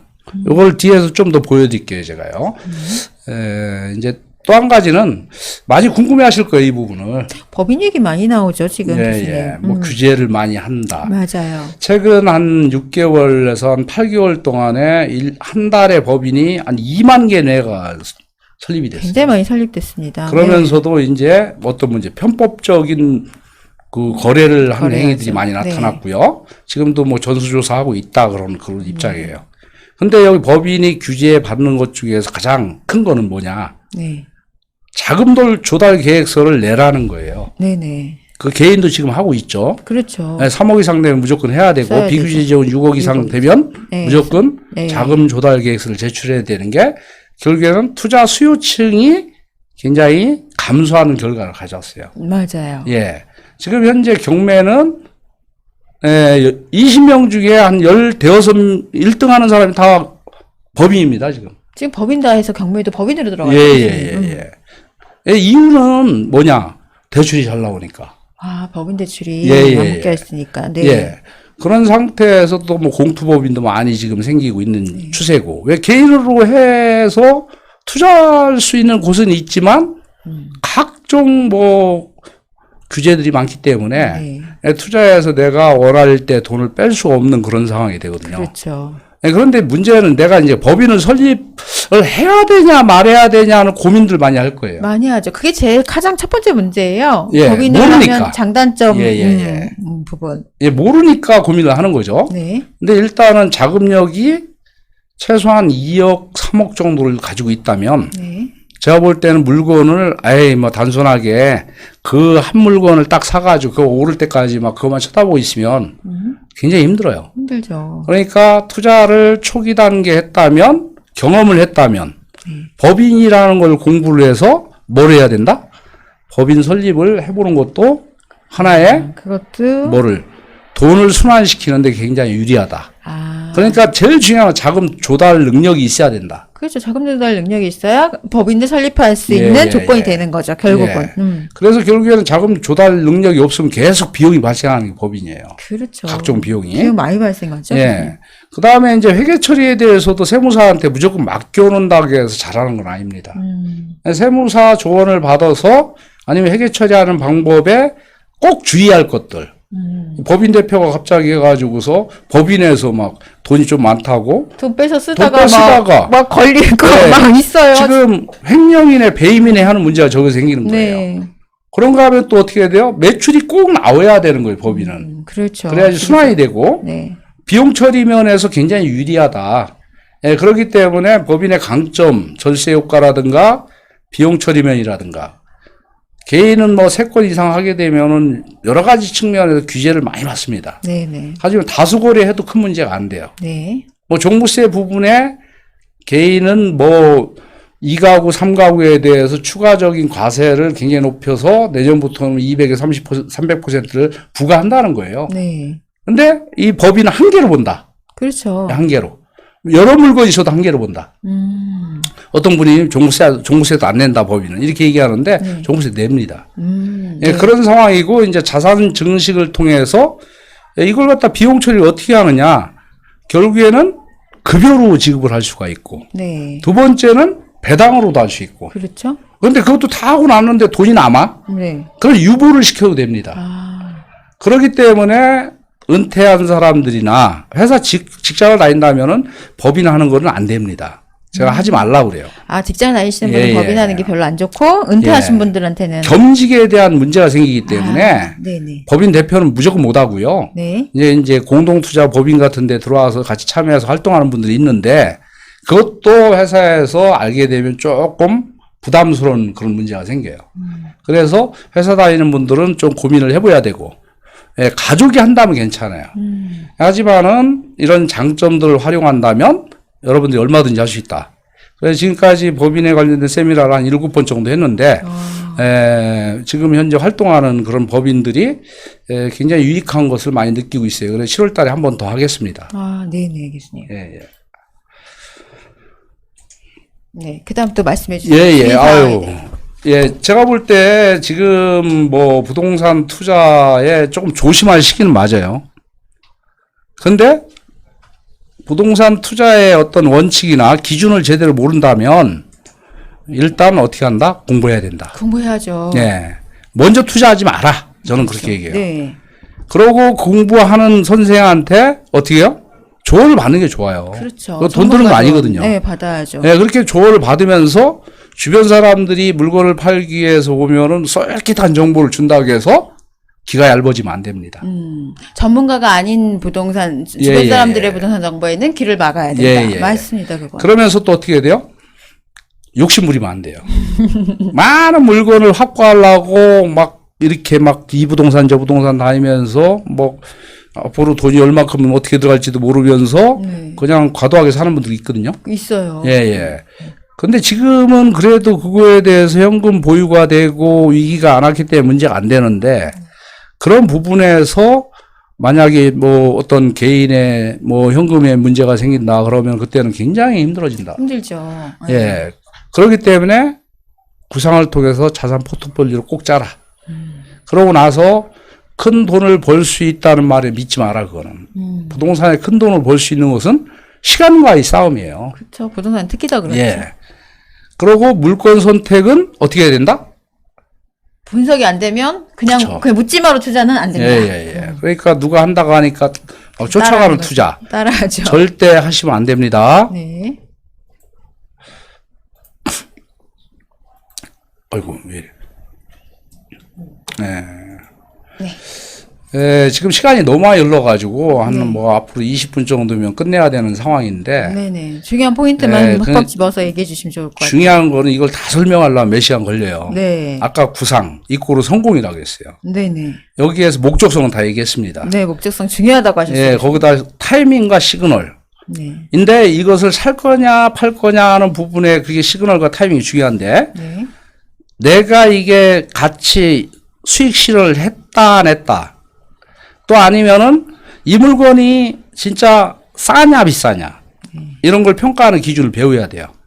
그럼 어디에 사는지도 좀 배워야 돼요. 그래서 제일 중요한 게 입지성이다. 그렇죠. 예, 그런 상태에서 또 중요한 게 이제 어떻게. 그러니까 제가 요 6개 요소를 갖다가 일명 뭐라 한다? 목, 언, 무, 리 이렇게 얘기합니다. 앞졌다서 한 것인가요, 예, 예. 교수님? 아, 예, 어렵다, 목적과. 근데. 목적. 언제, 언제, 어디서, 어디서, 어떻게, 어떻게, 무엇을, 무엇을, 리스크. 리스크. 이거를 잘 나름대로 생각하면서 지금 보여지는 자료를 갖고 동그라미 X 한번 쳐보세요. 우와. 예, 그러면은 내가 어떻게, 여기서 걸리는 게 있을 거예요. 네네네. 걸리는 게 있다면 그 부분에 대해 고민하셔야 돼요. 아니면은 모르는 게 있다면 그 부분을 뭐 쉽게 하는 것은 인터넷에 찾아보시면 되고 또 나름대로 전문가가 있다면 전문가의 한번 조언을 상담을 듣고. 받아보는 게 네. 좋다. 네. 예, 그래서 이제 앞으로 지금 제가 강의하고 있는 부분이 수도권 개발 정보 분석 과목이에요. 네네. 앞에서도 이제 개발에 대한 얘기를 많이 했는데 개발은 4개다. 네. 잊지 마셔야 돼요. 개발이 4개인데 그중에 첫 번째가 개발이고 네. 두 번째가 개통이고 네. 세 번째가 이주고 네. 네 번째가 보상이다. 이제 하나 공부를 다 가르쳐주면, 하셨네요. 네, 열을 알죠. 그 중에서 앞으로 2030년까지 개통되는 GTX A, B, C 노선과 추가로 발표할 D 노선에 대한 나름대로 어떻게 분석할 것이냐. 전철도 보면은 뭐 지금 이제 4호선, 8호선, 5호선, 7호선 이런 거는 서울하고 그냥 연결되면서 경기도로 뻗어나가는 것들이거든요. 그렇죠. 예, 그런데 이제 새롭게 생기는 것들도 있단 말이에요. 네. 아까 얘기한 서해안 복선 연철. 네네. 그런가 하면 신분당선 연장. 네, 연장. 예. 또 그런가 하면 신안산선. 네. 또 그런가 하면 말씀하셨죠? 어디죠? 저기 화성의 동탄에서부터 어디까지요? 인도공까지 오는 선. 뭐 이런 것들이 과천선. 네. 진짜 망상형으로 매년 개통되는 효과가 나와요. 그랬을 때 어떤 전철이 숨은 가치, 다시 얘기해서 미래 수익이 보장될 수 있냐를 해석하는 걸 공부하는 겁니다. 그렇죠. 고속도로도 마찬가지예요. 지금 단계에서 서울 문상은 고속도로가 뚫리면 파주와 어디가 숨은 가치가 있고 어디가 예, 더 그렇죠. 그걸 혜택을 더 볼 수 있는가? 네. 고향 뭐 이런데 그 다음에 이제 뭐 은평 같은데 네. 이런 지역이 상당한 파급력이 있을 것이다 이렇게 봐야 되는데 그 중에서도 어느 IC가 제일 효과가 있을 거냐 이런 걸 분석하는 거. 그다음 개발은 앞으로 이제 지금까지 개발됐던 것들은 생각을 하시는데 중요한 게 이제 서울에 뒤에 설명드리겠지만 서울 경기 일원에 31개의 복합 개발이 이루어집니다. 네. 역세권 복합 개발이. 네. 그러면서도 준공업 지역에 서울에 한 6개 정도. 네. 아까 얘기했던 신도시와 도시개발 사업지구 서울 경기에 놀라지 마세요. 400개 정도가 있어요. 그렇게 많나요? 예, 예. 지금? 와. 그 다음에 미군 반환 빈 땅들이 지금 파주와 동두천과 의정부에 또 있단 말이에요. 네네. 이런 개발 요인이 언제쯤 착공을 하고 보상을 하고 언제쯤 개통했을 때 얼마나 내재 가치가 미래 수익으로 보장될 건지 공부하는 거죠. 네. 세 번째는 지금 이제 새로운 뭐 과거에 도정법 사업만 추진하다가 네. 그것도 추진되고 있지만 아파트 리모델링 사업이 법제화가 됐는데 지금 계속 보완되고 있어요. 그렇죠. 그런데 이제 서울과 경기의 지역들이 지금 시행 규칙을 통해서 리모델링 사업 지구를 서울은 한 35개, 네. 그 다음에 경기도의 각 지자체별로 한 3개에서 한 6개 정도가 지정이 됐거든요. 네네. 이 사업이 실질적으로 돈이 될 것인가? 그런 거 하면 문재인 정부의 가장 강점을 두고 있는 도시재생. 도시재생. 예, 그러면서 소규모로 하다 보니까 뭐 돈이 안 되니까. 그렇죠. 제거. 예, 그러니까 결국에는 공공재개발로 지금 방향을 좀 선회하고 있다. 이런 과목에 대해서 10주 동안 공부할 수 있는 기회를 드리겠습니다. 이게 교수님 아까 말씀하신 대관이라는 거죠. 예, 크게 예, 보는 거. 예, 예. 크게 보는 거 하고 이제 그 지역을 딱 지정했으면 거기다가 예. 자세하게 또 내 예. 관찰을 하는 예. 내 곡에 또 들어가야 된다고 말씀하셨잖아요. 네, 그래서 이게 지금 이제 대관을 앞에서 큰 네. 테마를 기초로 해서 그 테마별, 노선별, 아니면 IC별, 뭐 이런 지역별로 얼마만큼의 수익이 나올 것인지 엔드가 네. 이걸 판단하는 게 소찰이에요. 소찰. 대관 예. 후 소찰을 해야 예, 한다. 예, 예. 대관 소찰. 예, 예. 네. 그래서 거기에서 중요한 것이 무엇을 분석하냐예요. 네. 그랬을 때 지금 얘기한 대로 언제쯤 얘가 가격이 오를 것이냐 이런 시그널. 네네. 예, 그 다음에 언제쯤 그럼 난 사가서 언제쯤 팔 거냐 이 타이밍. 타이밍. 부동산 투자의 개발에 가장 중요한 것은 어디가 중심이냐예요. 네. 중심이 먼저 강남이 먼저 오르니까 한강변이 오르는 거고 그렇죠. 그러면서 그 주변에 있는 지역이 그 다음에 오르는 거고 그러면 서울이 올라줘야지 경기가 또 올라지는 올라지는 거고 네. 예, 그러면서 또 어떻게 됩니까? 인천까지 영향을 주는 거예요. 네네. 이게 바로 입지성이다. 입지성이 있고를 잊지 마세요. 도시 공간 구조라는 걸 꼭 알아야 됩니다. 예, 그러면서 또 어떻게 도시 공간 입지성이 있고를 뭐다? 여긴 표현이 안 돼 있지만 그게 바로 분양가입니다. 지금 강남은 평당 6천만 원.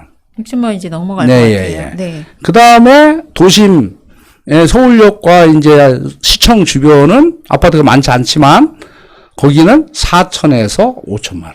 근데 강남 지금 쫓아가고 있어요. 예. 네. 지금 예전엔 강남만 그쵸. 올랐잖아요. 예. 지금은 그렇지가 않더라고요. 그 다음에 영등포 여의도가 여의도. 지금 영등포는 한 3천대. 네. 그 다음에 여의도는 4천에서 5천대. 5천대. 예. 이게 바로 입지성으로 결국에는 분양가가 결정되는 거다. 여기에 또 한 가지 더 중요한 게 바로 뭐라는 거예요? 그게 바로 랜드마크 효과입니다. 아까 얘기했죠? 네, 아까 예, 교수님이 마레프. 네, 교수님이 인내심이 없어서 던졌다. 예, 예, 예. 마레프를 가지고 무척 후회하죠. 네. 그러니까 저는 그 다음에 그 후회를 했기 때문에 서울의 뉴타운 지역에 입주권을 꼭 사야겠다. 그래서 한 2개 정도 샀어요. 네네. 예, 그게 바로 뭐냐. 그 마레프가 15억 됐을 때 나머지들이 쫓아가는 결국에 뭐예요? 가격 상승이 나타나는 거예요. 후발주자들은 네. 네. 한 가지만 뭐 이 말씀을 드리면 킨텍스에 보면은 킨텍스 아세요? 네. 원시티라고 있죠. 원시티 있죠? 원시티가 지금 30평대 얼마일 것 같아요? 원시티가 얼마나 할까요? 그쪽은 제가 금액을 잘 몰라서 많이 이게 한 올랐어요. 50층 정도 되거든요. 아, 그래요? 예, 한 1000세대 좀 넘는데 네. 얘가 30평대가 네. 11억 합니다, 지금. 아, 거기가 11억이에요? 예. 굉장히 11억 하면 그 주변은 그런데 지금 뭐 30평대가 4억, 그렇죠. 5억밖에 안 해요. 안 하지 않나요? 예, 그 예. 주변에 예전에 아파트들이잖아요, 다. 한 20년 넘은 아파트들, 그러니까요. 일산 신도시에 네네. 이런 아파트가 앞으로 어떻게 변화될까? 랜드마크 효과에 의해서 어떻게 될 것인가? 그 원시티를 랜드마크로 보고 예. 쫓아가는 그 후발주자들을 그러니까 눈여겨봐라. 무조건 어떻게 해야 된다? 입지를 보고 거기에 랜드마크 아파트 가격이 얼마인지를 해석하는 것이 그걸 먼저 파악하는 게 기본이다. 가장 기본적인 거예요. 네. 그래서 세 번째는 규모가 커야 돼요. 그렇죠. 그러니까 랜드마크 효과는 어떻게 나간다? 역세권에 있다. 얘는 브랜드도 좋다. 브랜드도 좋죠. 그 다음에 1000세대 이상이 된다. 그렇죠. 더 중요한 건 집단 거주면 더 좋고요. 네네. 그러니까 지금 이기 신도시들이 그렇게 부상을 하는 거죠. 네네. 그 다음에 네 번째가 학교도 좋다. 그렇죠. 학권도 주변 인프라도 좋다.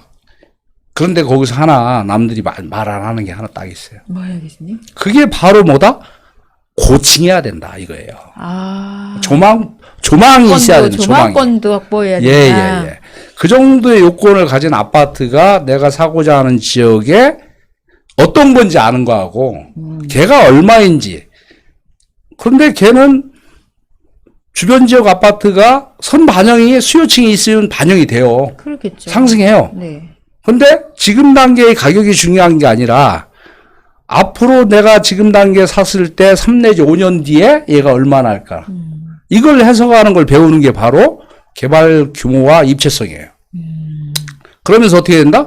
개발 속도가 빠를수록 가격 상승이 빠르지는 거죠. 그렇겠죠. 예. 그래서 그 속도를 저해하는 요인이 무엇인지하고 속도를 낼 수 있는 조건이 무엇인지를 아는 게 중요합니다. 그러면서 어떻게 돼요? 규제인지 비규제. 지금 단계 규제 지역 투자할 타이밍은 아니에요. 규제 지역 너무 규제가 많아서. 예. 그래서 비규제 지역을 풍선이 날아갔는데 네. 조심할 게 네. 앞으로 2년 못 간다. 이 지금 풍선효과가. 예. 2년 못 간다. 그러면 2년 내에 탁 빠지면 어떨까요? 빠질 딱 타이밍이 개발 요인이 없다면 무조건 던져야 된다. 그렇죠. 예. 그러면서도 내가 어떤 물건을 살 때 이게 권리가 문제가 있나 없나. 그러면서도 내가 그 자격 요건을 갖췄나 안 갖췄나를 꼭 따져봐야 된다. 네. 그래서 이제 GTX 라인별로 보게 되면 이게 31개 지금 GTX 여기거든요. 네. A, B, C 노선이. 네. 이 중에 착공 시점을 보게 되면 A 노선이 착공됐고 금년도에 C 노선이 내년도에 B 노선이. 네. 개통은 동탄에서부터 수서까지 네, 2023년도. A가, 그렇죠. A가 먼저 되죠. 예, 네. 그러면서 맨 위에 있는 운전까지 2024년도. 네. 그러면 언제를 타이밍으로 잡아야 되냐? 벌써 한번 시그널은 벌써 용인 왔죠. 지역과 동탄 네. 지역이 왔고 맞죠. 판교도 왔고 수서도 다 왔어요. 다 왔죠. 벌써. 네. 이미 좀 늦었죠. 그렇죠. 그런데 앞으로 그 시그널이 한 번 더 온다. 그게 2 내지 3년 전에 시그널이 오는 거예요. 그러니까 나머지 시그널들을 잘 해석한다면 어떻게 된다? 내가 언제 살지를 결정할 수가 있다. 언제 살지를 결정할 수 있다. 예, 예. 그런 거죠. 네네. 그러면서 어떻게 됩니까? 정부에서 발표한 내용이에요. 30개 역사를 갖다가 복합 환승센터를 건립하겠다. 그렇죠. 지금 빨간색으로 우선은 뭐 예, 예. 아예 중심 거점 예, 예, 이제 예. 하고 있잖아요. 예, 예. 근데 벌써 지금 삼성도 날리고 청량리 예, 뭐 예, 이 서울역 여의도 예, 예. 엄청납니다. 그러니까 이런 상황에서 지자체별로 지금 계획을 준비하고 구상해서 계획을 준비하는 게 지금 14개다. 네. 근데 이 중에서 하얀색으로 되어 있는 수소라는 데를 벌써 착공을 해가지고 지금 한참 하고 있어요. 그렇죠. 왜 이러시죠? 예, 그러면서도 노란색으로 표시되어 있는 지역들. 네. 여기가 앞으로 5, 7년 뒤에는 뭐가 생긴다는 거예요. 복합 환승센터가 생긴다. 노란색이 이제 그 다음 타임입니다. 그런데 나머지 13개 지역은 그거보다 더 늦는 단계, 한 10년 뒤에 네. 그런 것들이 생길 것 같다. 그러니까 어디를 먼저 들어갈지 늦게 들어갈지를 결정하는 결정적 요인이 되는 거예요. 그것도 타이밍이네요. 어쨌든 그쵸. 개발 요인 다 있지만 예. 타이밍을 먼저 되는 걸 먼저 짓고 예, 예, 한번 네, 텀 돌 때 다시 다음 거 이렇게 해야 되는데 거꾸로 예. 개발 호재가 있다고 무조건 거기다 예, 묶어놓으면 예, 안 예. 된다는 말씀이시죠. 그러니까 이 타이밍이 왔나 안 왔나를 잘 보여야 된다. 그렇죠. 그게 예, 또 그렇게 중요한- 보셔야 되고 그러면서 아까 앞에서 얘기했던 대로 입지성 얘기했잖아요, 제가요. 네. 서울에는 10개 지역을 주목해야 돼요. 네. 그러면서 여기에도 순위가 있다. 네. 맨 위에는 잠실, 마곡, 용산 여기가 이제 광역 중심인데 광역중심이죠. 예, 그런 상태인데 여기에 추가해가지고 여기는 표현이 안 되어 있는 수소라는 데까지 1순위로 봐야 돼요. 네. 그 다음에 상암수색이나 청량리 왕십리를 2순위로 보고 나머지 부분을 3순위로 본다. 네. 경기도의 종합발전계획에 보게 되면 경기도의 중심은 이 세 개예요. 광교, 판교, 가청. 예. 그렇죠. 그 중에서 선발주자가 판교였던 거예요. 이제 판교는 벌써 예, 예. 많이 올랐죠. 그래서 많이 오른 상태인데 지금까지도 판교가 광교보다 좀 비쌀 수도 있고 비슷해요. 네. 그런데 앞으로 3 내지 3년만 지나면 그 중심을 누구한테 넘겨야 돼요? 가청. 광교한테 넘겨야 돼요. 광교. 이제는 예. 광교가 더 뜨고 있죠. 예, 예. 솔직히 말씀드리면. 예, 그래서 법원 들어왔고 내년도에 도청이 들어오고 그런 결과 네. 때문에. 네. 예, 그래서 이걸 후발주자를, 후발주자. 그 다음에 이제 과천은 앞으로 3 내지 5년 뒤에 이제 입주를 해야 되기 때문에 결국에는 이걸 대기주자를 한다.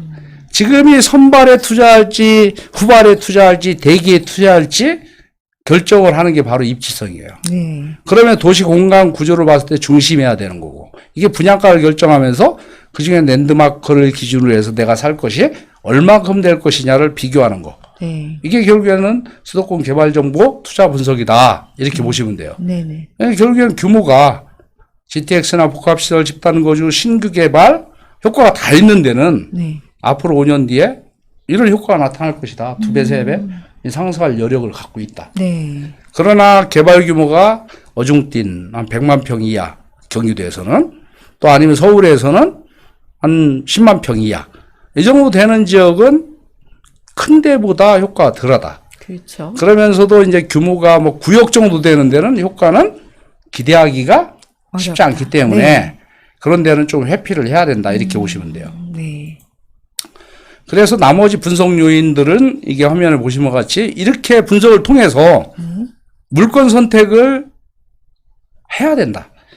앞에 5가지 요인을 토대로 해서 어느 지역을 선택하고 언제 해야 될지 하고 그 다음에 어떤 유형을 선택할지 하고 이런 것들을 결정해서 타이밍이 결정된다면 어떤 물건을 살까? 그랬을 때 그 물건은 싼가 비싼가? 그거 이제 그 다음에 그 단계가 들어가는 예, 거죠. 예, 예. 물건 선택해서 그걸 평가해 보는 거죠. 그렇죠. 이게 싼 건지 비싼 건지. 네. 그 평가하는 기법들이 다 있어요. 네네. 예를 든다면 공동주택 가격의 1.5배가 바로 뭐다? 현재 가치예요. 아, 현재 공동주택 가격 1.5배를 예, 하면 이제 현재 가치로. 그래서 시세보다 높으면 현재 가치가 네. 저평가. 음. 시세보다 낮으면 고평가. 고평가. 이해했습니까? 네네. 현재 가치가 낮으면 고평가. 음. 그러니까 지금 단계에 저평가된 걸 사는데 지금 저평가돼 있으면 얘는 언제 오를지 몰라요. 그러겠죠. 예. 개발이 어느 정도 이렇게 눈에 보여야지 오르기 시작하거든요. 그렇죠. 그렇기 때문에 2년 전에, 3년 전에 공동주택 가격을 잘 해석해서 그때는 뭐가 현재 저평가돼 있었는데 네. 지금 보니까 거의 시세하고 현재 가치가 똑같아. 네. 그게 바로 투자 타이밍이에요. 아, 그랬을 때 내가 돈이 많이 들어가나 적게 들어가나를 판단해야겠죠. 그러겠죠. 그것도 중요하죠. 예, 예. 요즘 뭐 갭으로 어마어마하게 했잖아요. 네네. 무조건 했잖아요. 무조건 그냥. 네. 그러니까 올라갔잖아요. 네. 그러면 안 된다는 거 있잖아요. 어떻게 해야 된다? 현재 가치와 숨은 가치와 미래 가치를 판단하는 기준을 배워서 거기에다 어떻게 해야 된다? 초기 투자금이 적다면, 네, 적게 들어가야죠. 예, 적겠다면. 저는 3천, 5천 이상은 투자하지 않는다. 아, 교수님은 3천에서 5천만. 그게 쉽지가 않아요. 예. 5천짜리, 예. 3천짜리 투자할 만한 곳이. 예, 지금도 투자 그렇게 하고 있어요. 저는 5천 이상 안 들어갑니다. 최근에도 저희 수강생이 어디라고 말씀은 못 드리고 네. 경매로에서 2억 6,250만 원의 낙찰을 24명 입찰해서 1등이 무효 처리되면서 1등을 했어요. 오, 아, 진짜 운이 재밌게. 좋았겠네요. 아니 2,002만 원이 보증금인데 네. 그 사람은 수표 한 장 2천만 원 덜 넣는 거야. 그럼 무효 처리돼요. 예, 예. 2만 원 모자랐어? 그렇죠. 더 넣으면 괜찮은데 덜 넣어가지고. 그러면 2만 원이 아니라 예, 만 예. 원이라도. 예, 예. 오. 그래 무효 처리됐는데 뭐 집행관이 보고서 계속 그거 보고 있더라고요. 근데 만 원래는 떨어진 원짜리. 줄 알고 있었는데. 예, 예, 예. 그래서 만 원짜리 2만 원을 더 저는 거기다가 넣었어요. 그래서 그렇게 2억 6,265만 원에 이렇게 낙찰을 받았는데 깜짝 놀랐어요, 제가. 왜요? 교수님? 배출이 2억 4,200이 나왔어요. 오, 그렇게 많이 나와요? 예, 그런 경우도 있어요. 오, 진짜 많이 나오네요. 특판으로 나오는 상품인데 네. 금리도 3.2밖에 그게 안 되고. 경락 대출이라 일부러 예, 예. 그렇게 많이 나오는 거예요? 그러니까 특판으로 어느 특판으로? 지역에 돈이 이게 많이 그 은행에 가지고 있다 보니까 이거를 언제까지 풀어야 된다는 걸로 인해서 그거는 이렇게. 정말 뭐 돈 거의 안 들이고 예, 있네요. 예. 그러니까 보증금만 들어간 거예요. 그러네요. 예, 교수님. 예. 2,002만 원만. 예, 그래서 요번에 이제 자석까지 끝냈는데 개각 전세가 2억 5천입니다. 그러니까요. 그럼 뭐 그러면 뭐 그럼 얼마 들어갔어요? 2천만 원도 안 들어가잖아요. 안 들어가네요. 대출 받아서 저기 하고 전세로 놓고 대출 예, 갚고. 예. 그러면 그게 뭐 바로 초기 차금 최소화다. 이거예요. 그래서 숨은 가치 아까 얘기한 개발 요인이 있어야 되고 그 개발 요인별로 1년에 2년에 5년에 얼만큼씩이 상승하는지를 보정치 평가라고 하는데 그거를 네. 예를 든다면 3,000세대가 이주가 나타났을 때 주변 지역 전세값이 20%가 오른다. 이게 보정 1.2배가 오른다. 네. 이게 보정치예요. 그걸로 인해서 매매가는 3 내지 6개월 뒤에 어떻게 된다? 10%에서 15%가 오르더라. 이거를 내재 가치라고 하는 거예요. 완전 과학이네요. 예, 예, 예. 그렇게 해서 디테일한 이 분석하는 기법을 제대로 배웠으면 좋겠다. 네. 그러면서 마지막으로 양도세, 중요하죠. 종부세, 중요하죠. 법인세를 잘 안배하는 게 네. 성공하는 길이다. 네. 예. 이 정도까지 말씀을 드렸는데 좀 도움이 되셨나 모르겠어요. 아, 오늘 너무 많은 걸 알려주셔서, 네, 굉장히 좋았습니다, 교수님. 예, 예. 네. 그래서, 예. 교수님이 전화번호를 오픈을 하셨어요. 여기 보시면 교수님 머리 위에, 이게 잘 예, 가려서 안 보이시나요? 예, 예. 여기 보면은, 예, 요거 예. 스크린으로 한번 바꿔보겠습니다. 예, 예. K 마스터즈에 오시는 분은 모두, 예. 제가 그냥 상담해 드릴게요. 네. 그냥. 예, 그래서 가급적이면, 전화하기 좀 불편하잖아요, 요즘.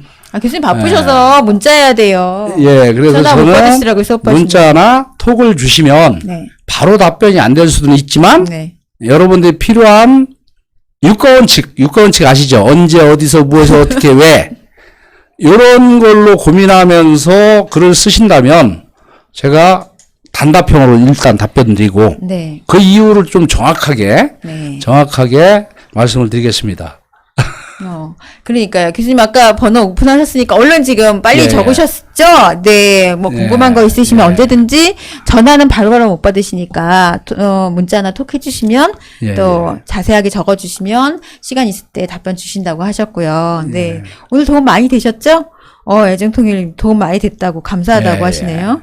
네. 이게 크게 대관해서 예. 또 소철하신다는 것까지 해서 예. 교수님 이제 교육하는 내용들을 다 얘기해 주셨는데요. 저희 이제 현장에 있는 뭐 중개사님들뿐만 아니라 투자자님들도 굉장히 도움 많이 되셨을 것 같아요, 교수님. 네. 이런 연습을 계속 해야 돼요. 그래야지 내공이 생기는 거고 그러면 실전 투자를 작은 것부터 해보세요.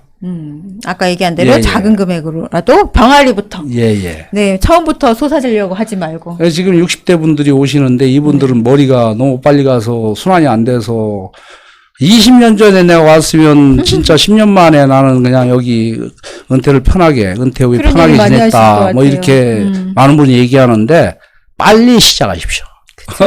기회가 그냥 오는 게 아니에요. 네. 내가 잡아야지 기회가 온다. 맞습니다. 여기까지 말씀드리겠습니다. 네.